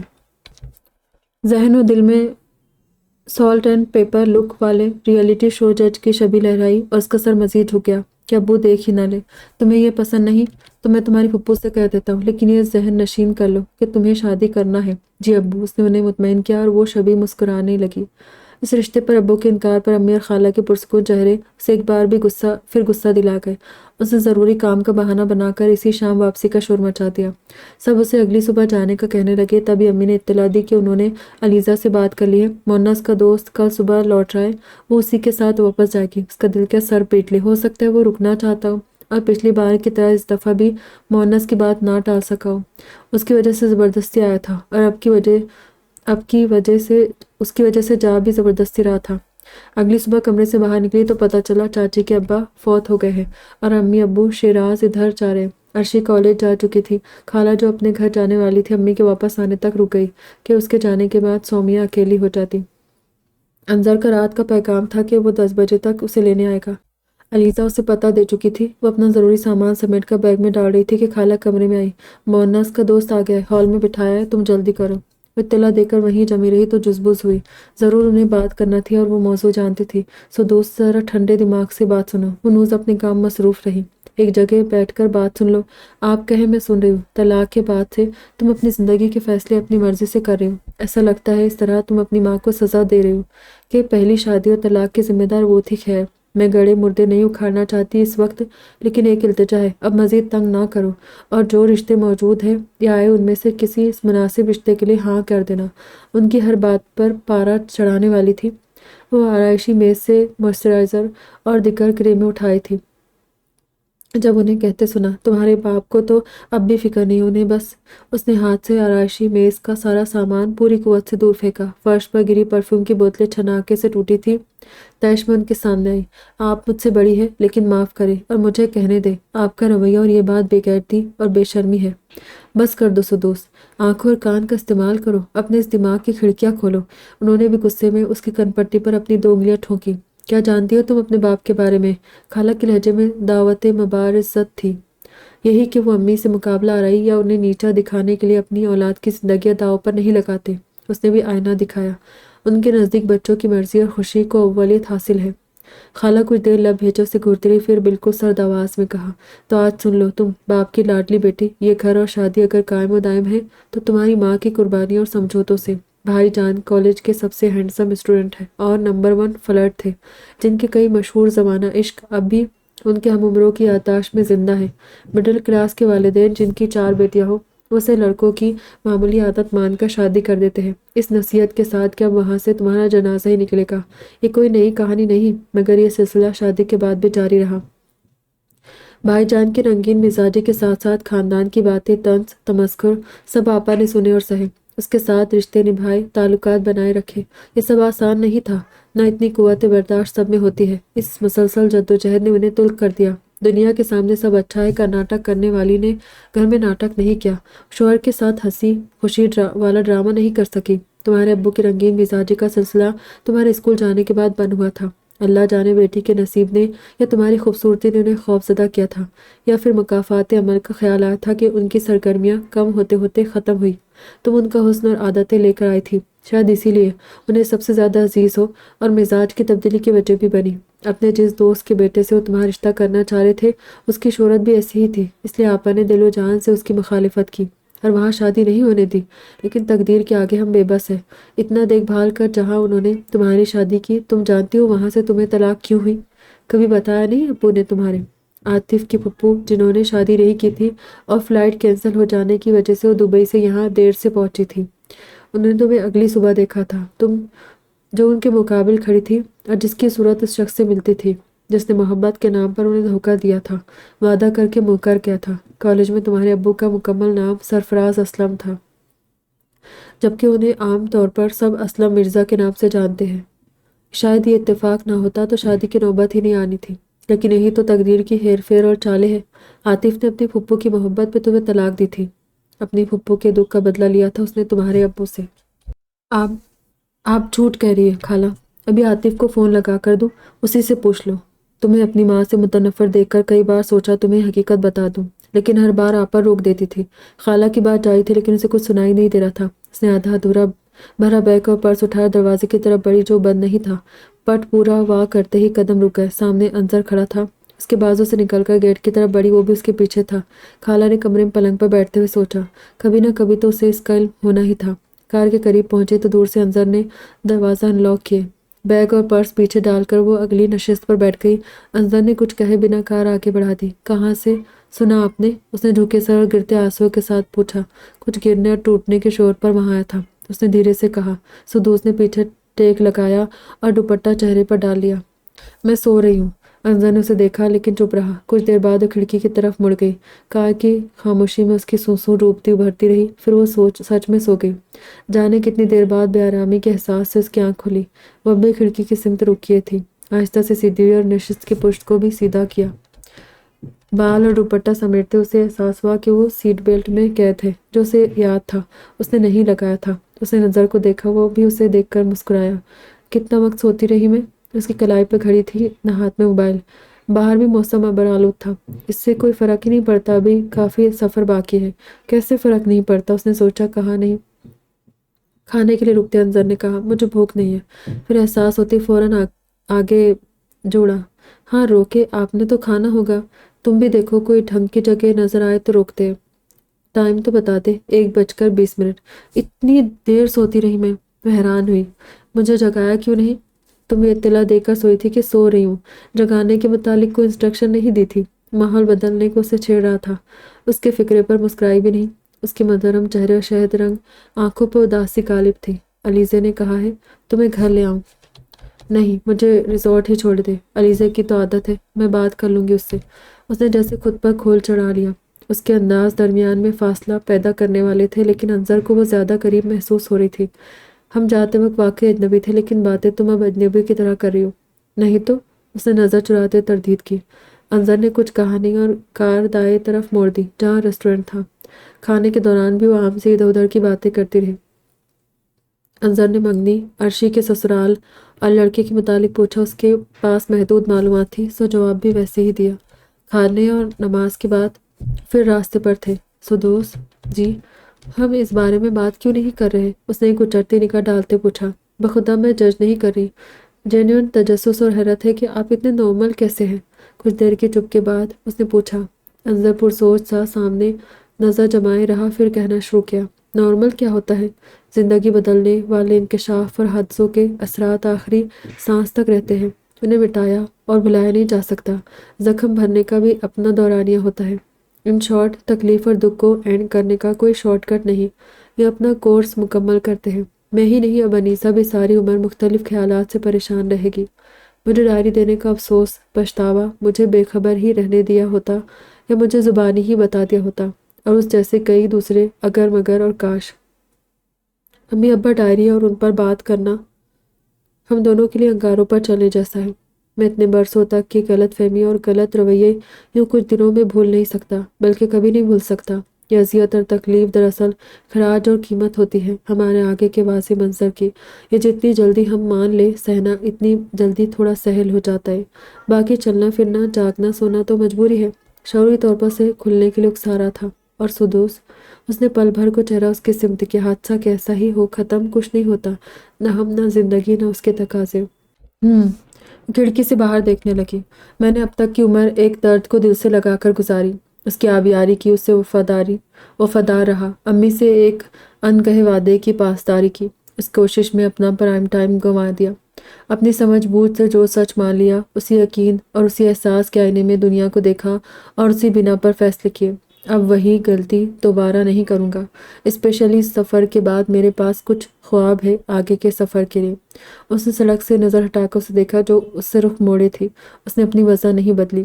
کار کی فضا میں خاموشی اس وقت جو معنی لکھ رہی تھی وہ اسے درہم برہم نہیں کرنا چاہتا تھا، اس لیے چاہتے ہوئے مزید کچھ نہیں کہا۔ بالآخر گردن کے احتجاج پر اسے سیدھا ہونا پڑا۔ مجھے پتہ نہیں اتنی نیند کیوں آ رہی ہے، اس نے جمائی روکتے کہا اور آنکھیں موند لی۔ اب کہ اس نے چہرے پر دوپٹہ نہیں ڈالا تھا، نیند کا یہ غلبہ فراریت تھی، اس کے ذہن کا سوچنے اور سچائی کا سامنا کرنے سے گریز، ڈپریشن کی ایک کمیاب اور غیر معمولی علامت۔ اس نے جو سنا تھا، اس کا ذہن و دل اسے قبول کرنے سے انکاری تھا۔ وہ تکذیب سے گزر رہی تھی، ذرا سی دیر میں پھر سو گئی۔ انظر نے رفتار بڑھا دی تھی۔ جب وہ بیدار ہوئی تو بارش ہو رہی تھی۔ گڈ ایوننگ، انظر نے مسکراتے کہا تو خجل ہو گئی۔ ہم بس پہنچنے والے۔ اچھا، اس نے باہر دیکھا اور شہر سے گزر رہے تھے۔ یہاں پھر بارش ہو رہی ہے اور مجھے کافی کی طلب۔ اس نے کچھ فاصلے پر دائیں طرف کیفے کافی ڈے کی طرف اشارہ کیا۔ لیکن یہاں چائے نہیں ملے گی، وہ ہنس دیا، پھر نظریں دوڑانے کے بعد اسے تسلی دی، قریب چائے کا انتظام بھی ہے، وہیں دوسری دکانیں بھی تھیں۔ پھر روک دے، اندر چلے یا یہیں لے آؤں؟ اس نے بریک لگاتے پوچھا۔ یہیں لے آئے۔ اوکے، مگر بارش ہو رہی، آپ بھیگ جائیں گے۔ پھر خود ہی پیچھے مڑ کر دیکھا جہاں اس کا جیکٹ پڑا تھا، اس نے ہاتھ بڑھا کر اٹھا لیا۔ تھینک یو، انظر نے اس کے ہاتھ سے لے کر پہنا اور باہر نکل گیا۔ اس نے پیر سامنے پھیلاتے ہوئے دونوں ہاتھ اوپر اٹھا کر انگلیوں کی ایک دوسرے میں پھنسائی۔ اسے بھی باہر نکلنے کی ضرورت تھی، بارش نہ ہوتی تو اتر جاتی۔ ہاتھ نیچے کرتے اس نے سوچا، کچھ یاد آنے پر پیچھے سے پرس اٹھا کر اس میں سے فون نکالا۔ ابو، امی، خالہ، علیزے، سب کی مس کال تھی، پیغامات بھی۔ کچھ دیر سارے نوٹیفیکیشنز کو گھورنے کے بعد اس نے فون سوئچ آف کر دیا۔ ساری مس کالز انظر نے سنی ہوگی، اس نے فون واپس رکھتے سوچا۔ ریئر ویو مرر اپنی طرف کر کے شکل دیکھے اور اسے خالہ کے الفاظ یاد آ گئے۔ تم ان کا حسن اور عادتیں لے کر آئی تھی۔ اس کے نئے نقش باب جیسے تھے، خاص طور پر اسے حسین بنانے والی گلابی رنگت اور غلافی بھوری آنکھیں۔ اس نے مرر کا رخ موڑ دیا اور کیچر نکال کر بال ہاتھوں سے سنوارنے لگی۔ انہیں سمیٹ کر دوبارہ کیچر لگایا، دوپٹہ دروست کر کے انظر جدھر گیا تھا اس طرف دیکھنے لگی۔ آتا دکھائی دیا تو بائیں طرف جھک کر دروازہ پورا کھول دیا۔ تھینک یو، اس نے اس کے ہاتھ سے چائے کا کاغذی کپ لیا۔ پتہ نہیں کیسی ہے لیکن میری بنائی چائے سے تو بہتر ہی ہوگی۔ اس نے اپنی نشست سنبھال کر دروازہ بند کیا، نظروں سے اپنا کافی کپ رکھنے جگہ ٹٹولا تھا۔ سدوس نے ہاتھ بڑھا کر اس کا کپ لے لیا۔ انظر نے جیکٹ اتار کر پیچھے رکھی، پھر مگ واپس لیا۔ تمہیں بھوک تو نہیں لگی؟ میں نے اسنیکس نہیں لیے۔ نہیں، بس چائے چاہیے تھی۔ اس نے پہلا گھونٹ لیا۔ ناٹ بیڈ، اس نے ایک گھونٹ کے بعد رائے دی۔ اسے دیکھ رہا انظر تسلی سے مسکرا دیا۔ 40 منٹ بعد وہ ریزورٹ پہنچ گئے تھے، بارش تھم چکی تھی۔ آپ رکیں گے؟ نہیں، تھینک یو سب کے لیے۔ یہ تو مجھے کہنا چاہیے، تم نے تو مجھے سب کے لیے تھینک یو ڈیزرو کرنے کے قابل نہیں سمجھا۔ شکوہ تھا یا ناراضگی؟ لیکن انظر نے مسکراتے سادگی سے کہا۔ اس نے اضطراری انداز میں پہلو بدلا، کچھ کہنے کی کوشش سے اٹھا کر اسے دیکھا، لیکن زبان اور الفاظ کوئی ساتھ دینے کو تیار نہ ہوا۔ سدوس، اس کے احساس سے لبریز سرگوشی نما پکار بھرے بادل میں شگاف کر گئی، بے اختیار رونے لگی۔ اس افتاد پر وہ خود حیران تھی، خود کو روکنا چاہتی تھی مگر آنسو تھم نہیں رہے تھے۔ اس نے تھوڑی دیر انہیں قابو کرنے کی ناکام کوشش کی، پھر دونوں ہاتھوں سے چہرہ ڈھانپ لیا۔ سیکورٹی گڈی سی گریہ زاری رکنے کا نام نہیں لے رہی تھی۔ سدوس پورا اس کی سمت مڑ کر نشست کے پیچھے ہاتھ رکھتے ہوئے انظر نے پھر آواز دی، اب تم اس بارش میں بھیگنے سے بیمار پڑ سکتی ہو۔ اس نے آہستہ سے چہرہ سے ہاتھ ہٹایا اور جھکے سر کے ساتھ دوپٹے سے چہرہ خشک کیا۔ تم جب بھی اندر کا غبار نکالنے کے لیے ریڈی ہو، میں ایک میسج، ایک کال کے فاصلے پر ہوں۔ ویسے میرا خیال ہے علیزے کی بات مان لینی چاہیے، میں تمہیں وہاں ڈراپ کر دیتا ہوں۔ اس نے نفی میں سر ہلایا۔ میں ٹھیک ہوں اور اس وقت اکیلے رہنا چاہتی ہوں۔ اسے اس کی مسلسل نگاہ کا احساس تھا اور دیکھے بنا اس کا مدعا بھی جانتی تھی۔ اوکے، دھیرے سے کہہ کر سیدھا ہوا۔ سامنے سے مظفر چاچا آتے دکھائی دیے تو اس نے دروازہ کھولا، پھر اس کے سمت رک گیا۔ آپ فریش اور ریچارج تو ہو لے؟ تھینک یو، لیکن مجھے 7 بجے سے پہلے پہنچنا ہے، رکا تو لیٹ ہو جاؤں گا۔ مظفر چاچا وہاں پہنچ چکے تھے۔ وہ باہر نکلی اور پچھلا دروازہ کھول کر بیگ اٹھا کر انہیں تھمایا۔ آفس میں رکھ دے چاچا، میں آ رہی ہوں۔ جی بیٹا۔ انظر کو سلام کرنے کے بعد وہ چلے گئے۔ انظر بھی کار سے نکل کر اس کے پاس کھڑا تھا۔ دونوں نے ایک دوسرے کو دیکھا، پھر اللہ حافظ سدوس نے کہا۔ اس کا گریز اور احتیاط سمجھنے کے باوجود بھی انظر کا چہرہ سب کچھ کہہ رہا تھا اور وہ انجان بننے کی کوشش میں عیا ہو رہی تھی۔ جلد ملیں گے پھر۔ اور وہ جیسے تب تک کے لیے دید ذخیرہ کر رہا تھا۔ وہ چپ رہی تو انظر نے کہا، انشاءاللہ ہی کہہ دو یا واقعی دوبارہ ملنا نہیں چاہتی؟ ایسا نہیں ہے، انشاءاللہ ملیں گے پھر۔ مسکرائی اور انظر کو لگا پھر رونے لگے گی۔ اللہ حافظ کہہ کر وہ آگے بڑھ گئی۔ آفس کے دروازے پر پہنچ کر اس نے مڑ کر دیکھا، انظر نے ہاتھ ہلایا اور وہ بھی ہاتھ ہلا کر اندر چلی گئی۔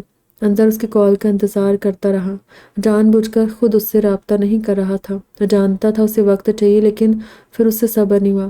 دوسرے ہفتے وہ اس کے دروازے پر دستک دے رہا تھا۔ سدوس نے کتاب بازو میں رکھی اور دوپٹہ لے کر پلنگ سے نیچے اتری۔ اسے لگا تھا مظفر چاچا ہوگے، ان کے علاوہ شاید ہی کوئی اس کے کمرے تک آتا تھا۔ دروازہ کھولتے سے جھٹکا لگا۔ اتنا غیر متوقع سامنا تھا کہ وہ انظر کے سلام کا جواب بھی نہیں دے سکی۔ سنبھلتے اس نے ہاتھ سے کھلے بال سمیٹے اور ایک طرف ہو گئی۔ انظر اسے دعوت سمجھتے اندر آ گیا۔ میں مکھر تو نہیں ہوا؟ اس نے ادھ کھلی کتاب کی طرف انگلی اٹھاتے پوچھا۔ ویسے میں ایک پرپوزل لے کر آیا ہوں۔ اس سے آگے آ کر کرسی کھینچتے ہوئے ساکت ہو گئی۔ تمہارے اس شوق سے جڑا۔ اس نے پھر کتاب کی طرف اشارہ کیا۔ اس نے ذرا دیر کے لیے بے جان ہو گئے ہاتھوں سے اسے کرسی پیش کی۔ بیٹھے۔ کمرے پر تائرانہ نظر ڈالتا ہوا بیٹھ گیا۔ تم بھی بیٹھو۔ اسے یوں ہی کھڑا دیکھ کر اس نے آگے جھک کر کرسی کھینچی۔ میں پہلے کافی کے لیے کہہ دوں؟ وہ دروازے کے قریب دیوار میں لگے انٹرکام کی طرف بڑھے۔ میرے کمرے میں 2 کافی بھیجنا پلیز۔ نہیں، کافی ہی۔ کرسی پر آ کر بیٹھی تو مسکرا کر اسے دیکھا۔ کیسے ہیں آپ؟ تم کیسی ہو؟ اس نے جواب دینے کے بجائے گہری نظروں کے ساتھ سوال کیا۔ ٹھیک ہوں، میں کال اور ٹیکسٹ کا انتظار ہی کرتا رہا۔ میں اب تک ریڈی نہیں ہوں۔ یعنی میں چلا جاؤں؟ میرا یہ مطلب نہیں تھا۔ اس کے گود میں دھرے ہاتھ اضطراری انداز متحرک تھے۔ آپ میرے شوق کے متعلق کچھ کہہ رہے تھے؟ اس نے بات بدل دی۔ مجھے سیلیٹ کے لیے اردو ایڈیٹر کی ضرورت ہے۔ مجھے بس مطالعے کا شوق ہے۔ یہ جاب تو مجھے ابھی جواب نہیں چاہیے، آرام سے سوچو۔ چاہو تو میں جاب ڈسکرپشن وغیرہ ای میل کر دوں گا۔ اس کے بہانے آیا تھا، مگر اس بات کو طول نہیں دینا تھا۔ ٹھیک ہے۔ تبھی دروازے پر دستک ہوئی۔ سدوس نے اٹھ کر دروازہ کھولا اور ملازم سے ٹرے لے کر واپس آئی۔ اسے میز پر رکھنے کے بعد ایک مگ اس کے آگے رکھا اور کرسی پر بیٹھ گئی۔ کہ یہاں کے ملازم بھی بری چائے بناتے؟ نہیں، ہنس دی۔ مجھے کافی سے بیر تھوڑی نہ ہے۔ اس نے مگ اٹھایا۔ تم نے ابو اور امی سے بات کی؟ کرتی ہوں۔ میں نے روٹین بات کا نہیں پوچھا۔ نہیں۔ کیوں کروں؟ کیوں نہیں کرنی؟ اس سے کچھ نہیں بدلے گا، جو جیسا ہے ویسا ہی رہے گا۔ بلکہ جنہیں میں شرمندہ نہیں دیکھنا چاہتی شرمندہ ہوگی، پھر ایک لڑائی ہوگی۔ کیا پتہ شیراز اور عرشی کو بھی بھنک پڑ جائے۔ پردہ نہیں رہے گا تو لحاظ بھی ختم ہو جائے گا۔ ایک بھی اچھا نتیجہ نہیں اس کا۔ تمہاری گھٹن ختم ہوگی، تمہارا غصہ اور تکلیف کم ہوگی، تمہارا یہ ڈپریسڈ موڈ ٹھیک ہوگا، تم اس فیز سے باہر نکل کر آگے بڑھ سکو گی۔ مجھے آگے پیچھے کہیں نہیں جانا۔ اس کے لہجے میں ضد سی تھی۔ جمود موت ہے سدوس، خود کو اس طرح برف میں دفن نہ کرو۔ انظر، میری زندگی میں پہلے بھی کوئی ہلچل اور حرارت نہیں تھی، آگے بھی ایسی ہی رہے تو میرے لیے آسانی ہے۔ تمہاری زندگی میں حرارت ہوگی، محبت بھی۔ محبت؟ تلخ سے لہجے اور طنزیہ تبسم کے ساتھ اس نے بات کے تاکی۔ کون سی محبت؟ آپ کی امی والی جس نے انتقام کا رنگ اوڑھ کے بیٹے کو باپ سے دور کر دیا، انکل والی جس کی سوگات اذیت اور تنہائی ہے، ابو جیسی محبت جس کی گنتی ممکن نہیں، یا عاطف کی پھپھو والی جس نے ایک لڑکی کو طلاق کا دھوک پہنایا۔ اس کے سخت تاثرات دیکھتے ہوئے انظر کے دل پر پہلی بار خوف نے دستک دی۔ پانے سے پہلے گنوانے کے خوف نے تم کیوں اسے ان 4 افراد کی کسوٹی پر جانچ رہی ہو؟ دنیا میں صرف یہی شیڈر تو نہیں محبت کے، میں نے تو یہی دیکھے اور مجھے یقین ہے اس کا انجام کسی نہ کسی بربادی پر ہی ہوتا ہے۔ یہ سچ نہیں، تم اپنا تجربہ کر کے دیکھ لو، نہیں ہے اتنا حوصلہ۔ اس کی آواز روندی، دوسرے کا حوصلہ آزما لو، اس آزمائش کا انجام بھی ویسا ہی ہوا تو نہیں ہوگا۔ مجھے خود پر یہی اعتبار اور یقین نہیں ہے۔ آنسو ضبط کا ہاتھ چھڑا کے پھسلتے گئے۔ مجھے ہے۔ وہ نفی میں سللاتے روتے مسکرائی۔ غلط ہے انظر، اب مجھے جانتے ہی کتنا ہے، اس لیے ایسے دعوے نہ کریں۔ اس نے آنسو صاف کرتے کہا، سدوس تم موقع تو دو، سنو تو۔ آپ یہی غلط سمجھ رہے کہ آپ کو محبت ہے۔ میں نے کب کہا مجھے محبت ہے؟ اب کہ انظر نے اس کا جملہ مکمل نہیں ہونے دیا۔ اتنی شرمندہ ہوئی کہ یہ اس کے لیے زمین پھٹے اور وہ دھس جائے کی خواہش والا لمحہ تھا۔ محبت سے میں بھی بھاگتا رہا ہوں۔ ایسا نہیں ہے کہ امی کی ڈائری پڑھنے کے بعد یا ابا کے متعلق غلط فہمی دور ہونے کے بعد اچانک مجھے محبت ہو گئی ہے، بلکہ مجھے اب بھی نہیں معلوم یہ کیسی ہوتی ہے۔ ڈائری سے پہلے ہی تم نے میرے اندھیری کال کوٹری میں مغفل احساسات کو دروازہ کھولنے کی ضد پر لگا دیا تھا۔ میرا دل تمہاری جانب مائل ہوا، مجھے تم اچھی لگی تھی۔ ڈائری سے پہلے مجھے تمہاری فکر ہوئی تھی۔ سیڑھی پر تمہیں کافی پیتے دیکھ کر میں نے طے کیا تھا مجھے اچھی چائے بنانا سیکھ لینا چاہیے۔ جیکٹ سے تمہاری مہندی کی خوشبو پر پہلی بار میں نے اس خوشبو اور رنگ سے جڑی رسم کو سوچا تھا، اسے تم سے منسوب کیا تھا۔ تمہیں بس اسٹاپ پر لے جاتے ہی میں نے سوچا تھا آئندہ ہر بار تمہیں گھر پر ڈراپ کیا کروں گا۔ ڈائری پڑھنے کے بعد مجھے تم یاد آئی تھی۔ باقی زندگی کے سارے درد، ساری خوشیاں بھی مجھے تمہارے ساتھ بانٹنا ہے۔ مجھے تمہارا ہاتھ تھامنے، تمہارے آنسو پونچھنے، تمہیں سنبھالنے اور سمیٹنے والے سارے حقوق چاہیے۔ میری ان خواہشوں کو تم جو چاہے نام دے دو، لیکن سچ کہو ان میں سے کسی ایک خواہش پر بھی تمہارا دل نہیں دھڑکا؟ اگر دھڑکا ہے تو حوصلہ کرو سدوس۔ انظر پھر آنسو ٹوٹ کر گرنے لگے۔ مجھے آپ کی سچائی پر شک نہیں، لیکن گلے کے پھندے نے اسے روکا۔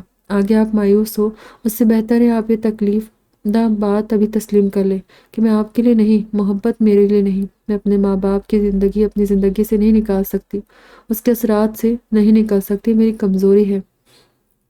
اس نے آنسو صاف کیے۔ ہم ٹین ایجرز نہیں، ہمارے مزاج پختہ ہے یا بدلنے والے نہیں۔ آپ نے اپنی امی کی ڈائری کو جس طرح ہینڈل کیا، میں ابو اور امی کی حقیقت ویسے ٹیکل نہیں کر سکتی۔ سدوس پلیز، میں خود کو اچھی طرح سمجھتی ہوں۔ مجھے شادی اور محبت سے چڑ ہو گئی ہے اور آپ زندگی میں آگے بڑھیں، تنہا نہ رہے۔ آپ کو خوش دیکھ کر مجھے بھی خوشی ہوگی۔ مجھے کال کرنے کی کوشش اور میرے مان جانے کا انتظار فضول ہے۔ کھڑی ہو گئی۔ کافی ٹھنڈی ہو گئی ہے، میں دوسری لاتی ہوں۔ وہ مگ اٹھا کر جانے لگی تھی کہ انظر نے دوسری طرف سے مگ پکڑا اور اسے روکنا پڑا۔ ان سب میں تم نے میرے لیے اپنی فیلنگز کا ذکر نہیں کیا۔ دونوں کے ہاتھ کے درمیان پھنسا مگ ڈگمگایا اور کافی چھلکی۔ انظر مسکرایا اور اپنا ہاتھ ہٹا لیا، اسے نظریں چرا لی۔ ابھی آئی، باہر چلی گئی۔ کچھ دیر بعد واپس آئی تو انظر وہاں نہیں تھا۔ وہ بے دم ہوتے قدموں سے آگے آ کر اس کی کرسی پر بیٹھ گئی۔ کچھ دیر مگ کو دیکھتی رہی، پھر کافی پینے لگی۔ گرم کافی تھی یا کوئی اور حدت کا احساس کہ وہ روئے جا رہی تھی۔ انظر نے علیزہ سے جانے کیا کہا تھا کہ وہ ہر دوسرے دن اس کے ارادے بدلنے کے لیے اسے فون کرنے لگی تھی۔ اب کیا فلموں کی طرح خدا نخواستہ خدا نخواستہ خدا نخواستہ انظر بھائی کے ایکسیڈنٹ یا کسی بڑی بیماری کی خبر سنتے ہی تمہارا احساس جاگے گا اور تم ہیروئنوں کی طرح دوڑتی ہوئی آؤ گی؟ اس سے زیادہ دفعہ اللہ نہ کرے اس نے دل میں دہرا دیا تھا۔ تم مجھے فون کرنے کے بجائے ان کے لیے کوئی ڈھنگ کی لڑکی کیوں نہیں دیکھتی؟ انہیں ایک بے ڈھنگی پسند آ گئی ہے اور انہیں اسی کے ساتھ ہیپی اینڈنگ چاہیے جو ملنے سے رہی۔ پہلے ہی ان کے بال پکنے لگے ہیں، تم ہی عقل کے ناخن لو۔ اب یہ زیادتی ہے، ان کی عمر اور وہ گرینیس ہی ان کا سب سے بڑا چارم ہے۔ کوئی اور بات نہیں تو فون رکھو، اور اگر واقعی ان کی فکر ہے تو کہیں اور شادی کرو جلدی۔ تمہارا کیا رک جاؤ کا نعرہ لگاتے ان کی شادی کے منڈپ میں انٹری مارنے کا ارادہ ہے؟ اتنی فلمی لگتی تو نہیں تھی تم۔ اس پر کسی بات کا اثر نہیں ہوتا تھا اور اس بے اثری کا علیزہ پر کوئی اثر نہیں تھا۔ خالہ نے کسی کو نہیں بتایا تھا کہ وہ سب اگل چکی ہے، اس لیے اس کا رویہ بھی سب کے ساتھ معمول کی طرح ہی رہا تھا۔ پہلی بار عرفان احمد اس کے ساتھ رہنے آئے تھے۔ رات کھانے کے بعد کچھ دیر اپنے کام کی طرح ادھر ادھر کی باتوں کے بعد وہ کمرے میں جانے لگے تو انہوں نے آواز دے کر روکا، انظر جی؟ وہ وہیں سے مڑ کر انہیں دیکھنے لگا۔ سدوس کیسی ہے؟ اسے ان سے اس سوال کی امید نہیں تھی، اس لیے گڑبڑا گیا اور فوراً جواب نہیں دے سکا۔ ٹھیک ہے، میری کافی ٹائم سے بات نہیں ہے۔ اس کے سامنے آ کر رک گئے۔ اچھی بچی ہے، تم بھی شادی کے بارے میں سنجیدگی سے سوچو، پہلے ہی لیٹ ہو گئے ہو۔ انہوں نے اس کے شانے پر ہاتھ رکھ کر کہا اور اپنے کمرے میں چلے گئے۔ دیکھ لو، ابا کو بھی احساس ہے۔ اپنے کمرے میں آ کر اس نے دل میں اسے مخاطب کیا۔ اگلے دن کے کپڑے دیکھنے کے لیے الماری کھولی تو سامنے اس کا وینچٹر ٹنگا تھا۔ اس نے اسے ہینگر سے نکالا اور پلنگ کے کنارے پر ٹکیا۔ اسے کبھی اس سے سگریٹ کی مہک نہیں آئی تھی، بلکہ اس دن کے بعد سے اس میں حنا کی خوشبو بسی تھی۔ اس نے اس کی جیب میں ہاتھ ڈالا۔ سدوس کے ہاتھوں سے جھڑی مہندی کے ذرے اب تک اس میں موجود تھے۔ ابا کے الفاظ اب بھی اس کے کان میں گونج رہے تھے۔ پہلے لیٹ ہو گئے ہو۔ کچھ دیر گہری سوچ میں ڈوبا رہا، پھر جیکٹ ایک طرف رکھ کے فون اٹھایا، علیزہ سے اس کی امی کا نمبر لیا اور اسی وقت انہیں فون لگایا۔ فضیلت نے اجنبی نمبر دیکھ کر تیسری کوشش میں فون اٹھایا تھا۔ بات ختم کر کے وہ بہت دیر کمرے میں ٹہلتی، پھر کمرے سے نکل کر ہال میں آئی جہاں اسلم مرزا ٹی وی دیکھ رہے تھے۔ سب کچھ بھول کر صرف ایک بات کا جواب دے، انہوں نے ریموٹ اٹھا کر ٹی وی بند کر کے بنا تمہید کے ان سے پوچھا، آپ کو سدوس کی پرواہ ہے؟ کیا آپ اسے واقعی ہنستا بستا دیکھنا چاہتے ہیں؟ انہیں فضیلت کی حرکت پر غصہ آیا تھا اور ان جملوں نے حیران کیا۔ انہوں نے کچھ دیر بیوی کو دیکھا، پھر اس کے چہرے کی سنجیدگی بھانپ کر جواب دیا، ہاں۔ اس کے لیے کیا کر سکتے ہیں؟ کچھ بھی، سب کچھ۔ فضیلت ایک گہری سانس لے کر ان کے بازو میں بیٹھ گئی۔ ایک بار پھر وہ دروازے پر غیر متوقع ملاقاتی دیکھ کر ششدر تھی۔ ان دونوں کو ساتھ دیکھنا ہی اس کے لیے عجوبہ تھا، لیکن ان کی بات سن کر تو اسے خواب کا گمان ہونے لگا۔ تمہاری اور ہماری عمر وہ ہے کہ اب بہانے، جھوٹ اور پردہ داری کا کوئی مطلب نہیں۔ شادیاں ہر قسم کی ہوتی ہے، ازدواجی زندگی بھی ہر قسم کی۔ بدقسمتی سے دونوں معاملوں میں ہماری قسم بے جوڑ اور کڑوی تھی۔ اس کی وجہ جو بھی رہی ہو، ہم نے اپنی اپنی جگہ اپنے طریقے سے بچوں کا بھلا سوچا۔ ہمیں ایک دوسرے کے طریقے اور سوچ پر اعتراض اور اس کے صحیح ہونے پر شک رہا، مگر نیت ایک ہی تھی۔ ہمیں اعتراف ہے کہ کئی بلکہ بیشتر معاملات میں ہم نے اپنے رویے اور چپکلش سے بچوں پر ہو رہے اثرات پر دھیان نہیں دیا، جس کا افسوس اور پچھتاوا بھی کہ اب وقت گزر چکا ہے۔ بحران سے اپنے ابو کی بات سن رہی تھی۔ خاموشی ہوئے تو فضیلت گویا ہوئی، ہماری زندگی واحد اور آخری کسوٹی نہیں ہے، بلکہ اسے تو وہ معیار بنا لو کہ تمہیں کسی حال میں یہاں تک نہیں جانا۔ محبت اور ساتھی تو مقدر میں لکھا ہی ملتا ہے، لیکن مقدر لکھنے والا اتنا مہربان ہے کہ اسے بگاڑنا سنوارنا ہمارے اختیار میں دے رکھا ہے۔ ہم نے بگاڑا، اس بگاڑ سے سیکھ کر تم سنوارو۔ دوسرے کے تجربے سیکھنے اور تجزیے کے لیے ہوتے ہیں، اسے اپنے فیصلوں کی بنیاد نہیں بناتے۔ ہر کسی کا اپنے تجربے سے گزرنا ہی زندگی کی خوبصورتی ہے کہ اس میں یکسانیت نہیں ہوتی۔ یہ کنہی دو افراد کا ہو بہو نہیں ہوتا کہ سب کے حالات، مزاج، احساسات، سمجھ کا لیول یکساں نہیں ہوتا ہے، اور یہ اچھا شگن ہے، بہت خوشائن بھی۔ اس لیے اچھے گمان کے ساتھ فیصلہ کرو، آگے بڑھو۔ پسند کرنے والا، پسند آنے والا، سمجھنے والا مل جائے تو اسے مایوس نہیں کرتے، نہ منہ موڑتے ہیں۔ یہ نعمت سب کے حصے میں نہیں آتی اور زندگی تنہا نہیں کٹتی۔ ہماری زندگی کو ہی دیکھو کہ شادی، فیملی اور زندگی کے لیے ایسا ساتھی کیوں ضروری ہے، کیوں انمول ہے۔ اسے پہلی بار ماں کی آواز میں درد محسوس ہو رہا تھا، رک گئی تھی۔ میاں بیوی کسی ایک بات پر بھی کامن گراؤنڈ ڈھونڈ لے تو الجھنیں، مشکلیں کم ہو جاتی ہیں، اور اگر اولاد کی بھلائی ہو تو انا اور اختلاف بھی کمزور پڑ جاتے۔ یہ بڑی دیر سے سمجھ آیا۔ اگر یہ ایک بات کہ ہمیں اپنے بچوں کو خوشحال دیکھنا ہے ہم سمجھ جاتے تو قبول کر لیتے تو زندگی ایسی نہیں ہوتی جیسی اب تک گزاری ہے۔ ابو کی بات ثبوت تھی کہ بڑی دیر سے صحیح مگر وقت رہتے ان دونوں کو کامن گراؤنڈ مل گیا تھا۔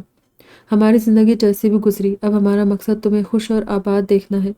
ہماری ایک طرح سے ناکام زندگی کی کامیابی تم تینوں کو خود سے بہتر زندگی گزارے دیکھنا ہے۔ ابو کی آنکھوں میں ندامت اور ملال کا رنگ اسے بہت دکھ دے رہا تھا۔ اس رات وہ اس کے پاس ہی ٹھہرے۔ اسلم مرزا اس کے پلنگ پر سوئے تھے اور وہ پہلی بار اپنی ماں کے ساتھ نیچے فرش پر بستر بچھا کر رات کی کسی پہر گہری نیند میں فضیلت کو دیکھتے اس نے پہلی بار اپنا سر ان کے ہاتھ پر رکھ دیا۔ ماں کے آغوش سے محرومی کی ذمہ دار وہ خود تھی۔ اگلی صبح جب وہ سامان ٹیکسی میں رکھ رہے تھے تو فضیلت نے اسے بتا دیا کہ انظر نے انہیں فون کیا تھا۔ اس کا ماننا تھا کہ گرہ ان دونوں کے علاوہ کوئی اور نہیں کھول سکتا۔ انہوں نے یہ نہیں بتایا کہ ان کے لیے اپنی انا اور عزت نفس چھوڑ کر شوہر کے پاس جانا کیسے قیامت سے گزرنے جیسا تھا۔ ان دونوں کے جانے کے بعد وہ بہت دیر سے فون ہاتھ میں لے ادھر سے ادھر ٹہل رہی تھی۔ اس کا نام کب سے اسکرین پر تھا لیکن کال کی علامت کو چھو نہیں پا رہی تھی۔ آخر اس نے واٹس ایپ کھولا۔ آپ کا پہلا اور آخری پیار اب بھی کافی ہے؟ کچھ سیکنڈ بعد ہی جواب حاضر تھا، یس، مشروبات میں۔ سوچ رہی تھی کہ اس کا اگلا پیغام بھی آ گیا۔ ویسے تم نے چائے کو پہلا پیار نہیں کہا تھا، اب کہہ دیتی ہوں، چائے میرا پہلا پیار ہے۔ میں سیکنڈ پوزیشن پر بھی خوش ہوں، لیکن میں خوش نہیں۔ اور وہ کیوں؟ میرے پہلے اور دوسرے پیار کی آپس میں بنتی جو نہیں، توقع کے عین مطابق اگلے پل فون کی رنگ نے شور مچانا شروع کر دیا تھا۔ ویسے آپ اب بھی امی والے ہیں۔ اور وہ دونوں اس وقت ریزورٹ کے کاٹیج نمبر 7 کے سامنے گرل کے پاس کھڑے تھے۔ اس بیان کا پس منظر، آپ نے ابو کو نہیں امی کو جو فون کیا تھا؟ وہ ہنسنے لگا۔ ایسا نہیں ہے، یہ بحث کا موضوع نہیں کہ ہمیشہ امیاں یعنی عورت صحیح ہوتی ہے یا ابا یعنی مرد۔ دراصل ہر رشتے میں ایک فریق زیادہ سمجھدار، زیادہ صابر اور رشتے کو چلانے والا ہوتا ہے۔ میرے کیس میں فریق ابا تھے اور تمہارے کیس میں امی، اس لیے انہیں فون کیا، اس لیے نہیں کہ میں امی والا ہوں۔ اس نے جیکٹ کے جیب میں ہاتھ ڈالا۔ اب بھی اس میں سگریٹ کی اسمیل ہے۔ خدا کا خوف کرو، ہاتھ بھی نہیں لگایا سگریٹ کو۔ ویسے مجھے تو کبھی محسوس ہی نہیں ہوئی۔ اس نے جیب سے ہاتھ نکال کر مٹھی کھولی، اس میں خشک مہندی کے ذرات تھے۔ اس نے حیرت سے انظر کو دیکھا۔ ہاں مجھے اس سے یہ خوشبو ضرور آتی ہے۔ ہاں مجھے کیوں نہیں محسوس ہوئی؟ کپڑے بھی آصف زدہ ہوتے ہیں کیا؟ وہ خوف زدہ سے جیکٹ اتارنے لگی تھی کہ اس نے اسے شانوں سے تھاما۔ سگریٹ اور مہندی بہانے تھے، دراصل اس میں ہماری خوشبو بسی ہے۔ تمہیں میرے محسوس ہوئی، مجھے تمہاری۔ سدوس نے منہ بنایا۔ کیا غلط کہا؟ غلط کا نہیں پتا، لیکن یہ اس طرح کے ڈائلاگ کیا کہیں گے اسے؟ وہ سوچنے لگی۔ ہاں ٹین ایجرز والے ہیں یا پھر… تبھی علیزہ ان دونوں کو ڈھونڈتی ادھر آئی۔ ادھر ہے یہ مڈل ایج لیلا مجنوں ہے اے؟ وہ دونوں تنبیہ انداز میں چیختے ہوئے جارحانہ انداز میں ہاتھ اٹھا کر اس کی طرف مڑے تھے۔ علیزہ سینے پر ہاتھ رکھ کر گھبرا کر پیچھے۔ کیا ہوا؟ ان دونوں نے ایک دوسرے کو دیکھا، زوردار قہقہ لگایا۔ انہیں کیا ہوا؟ پیچھے سے آئے مونس نے پوچھا۔ شاید لیٹ شادی کے سائیڈ ایفیکٹس ہیں یا پھر شادی نے دیوانہ کر دیا۔ دونوں حیرت سے انہیں ہنسی سے بے حال ہوتے دیکھ رہے تھے۔ ختم شد۔ آسیہ رئیس خان۔ کمال کی کہانی ہے۔ ہر ناول مجھے بے حد پسند آتی ہے۔ ایسا لگتا ہے یہ والی زیادہ پسندیدہ ہے، یہ والی زیادہ پسندیدہ ہے۔ کوئی ایک ناول کے بارے میں بھی ایسا نہیں کہہ سکتے کہ یہ ناول اتنی خاص نہیں ہے۔ بہت بہت پیاری ہے۔ میں جانتی ہوں میری طرح آپ لوگوں نے بھی بہت ہی ناول کو انجوائے کیا ہوگا۔ آج میری آواز میں تھوڑا پرابلم ہے۔ آپ لوگوں کو ناول کیسی لگی، سمجھ آئی یا نہیں سمجھ آئی، ضرور اپنی رائے کا اظہار کیجیے گا۔ اور ہاں کچھ غلط ہو گیا ہوگا، کچھ غلط ریڈ کر لیا ہوگا، اس کے لیے معذرت خواہوں۔ دعا میں یاد رکھے گا، اپنا ڈھیر سارا خیال رکھے گا۔ پھر ملیں گے۔ خدا حافظ۔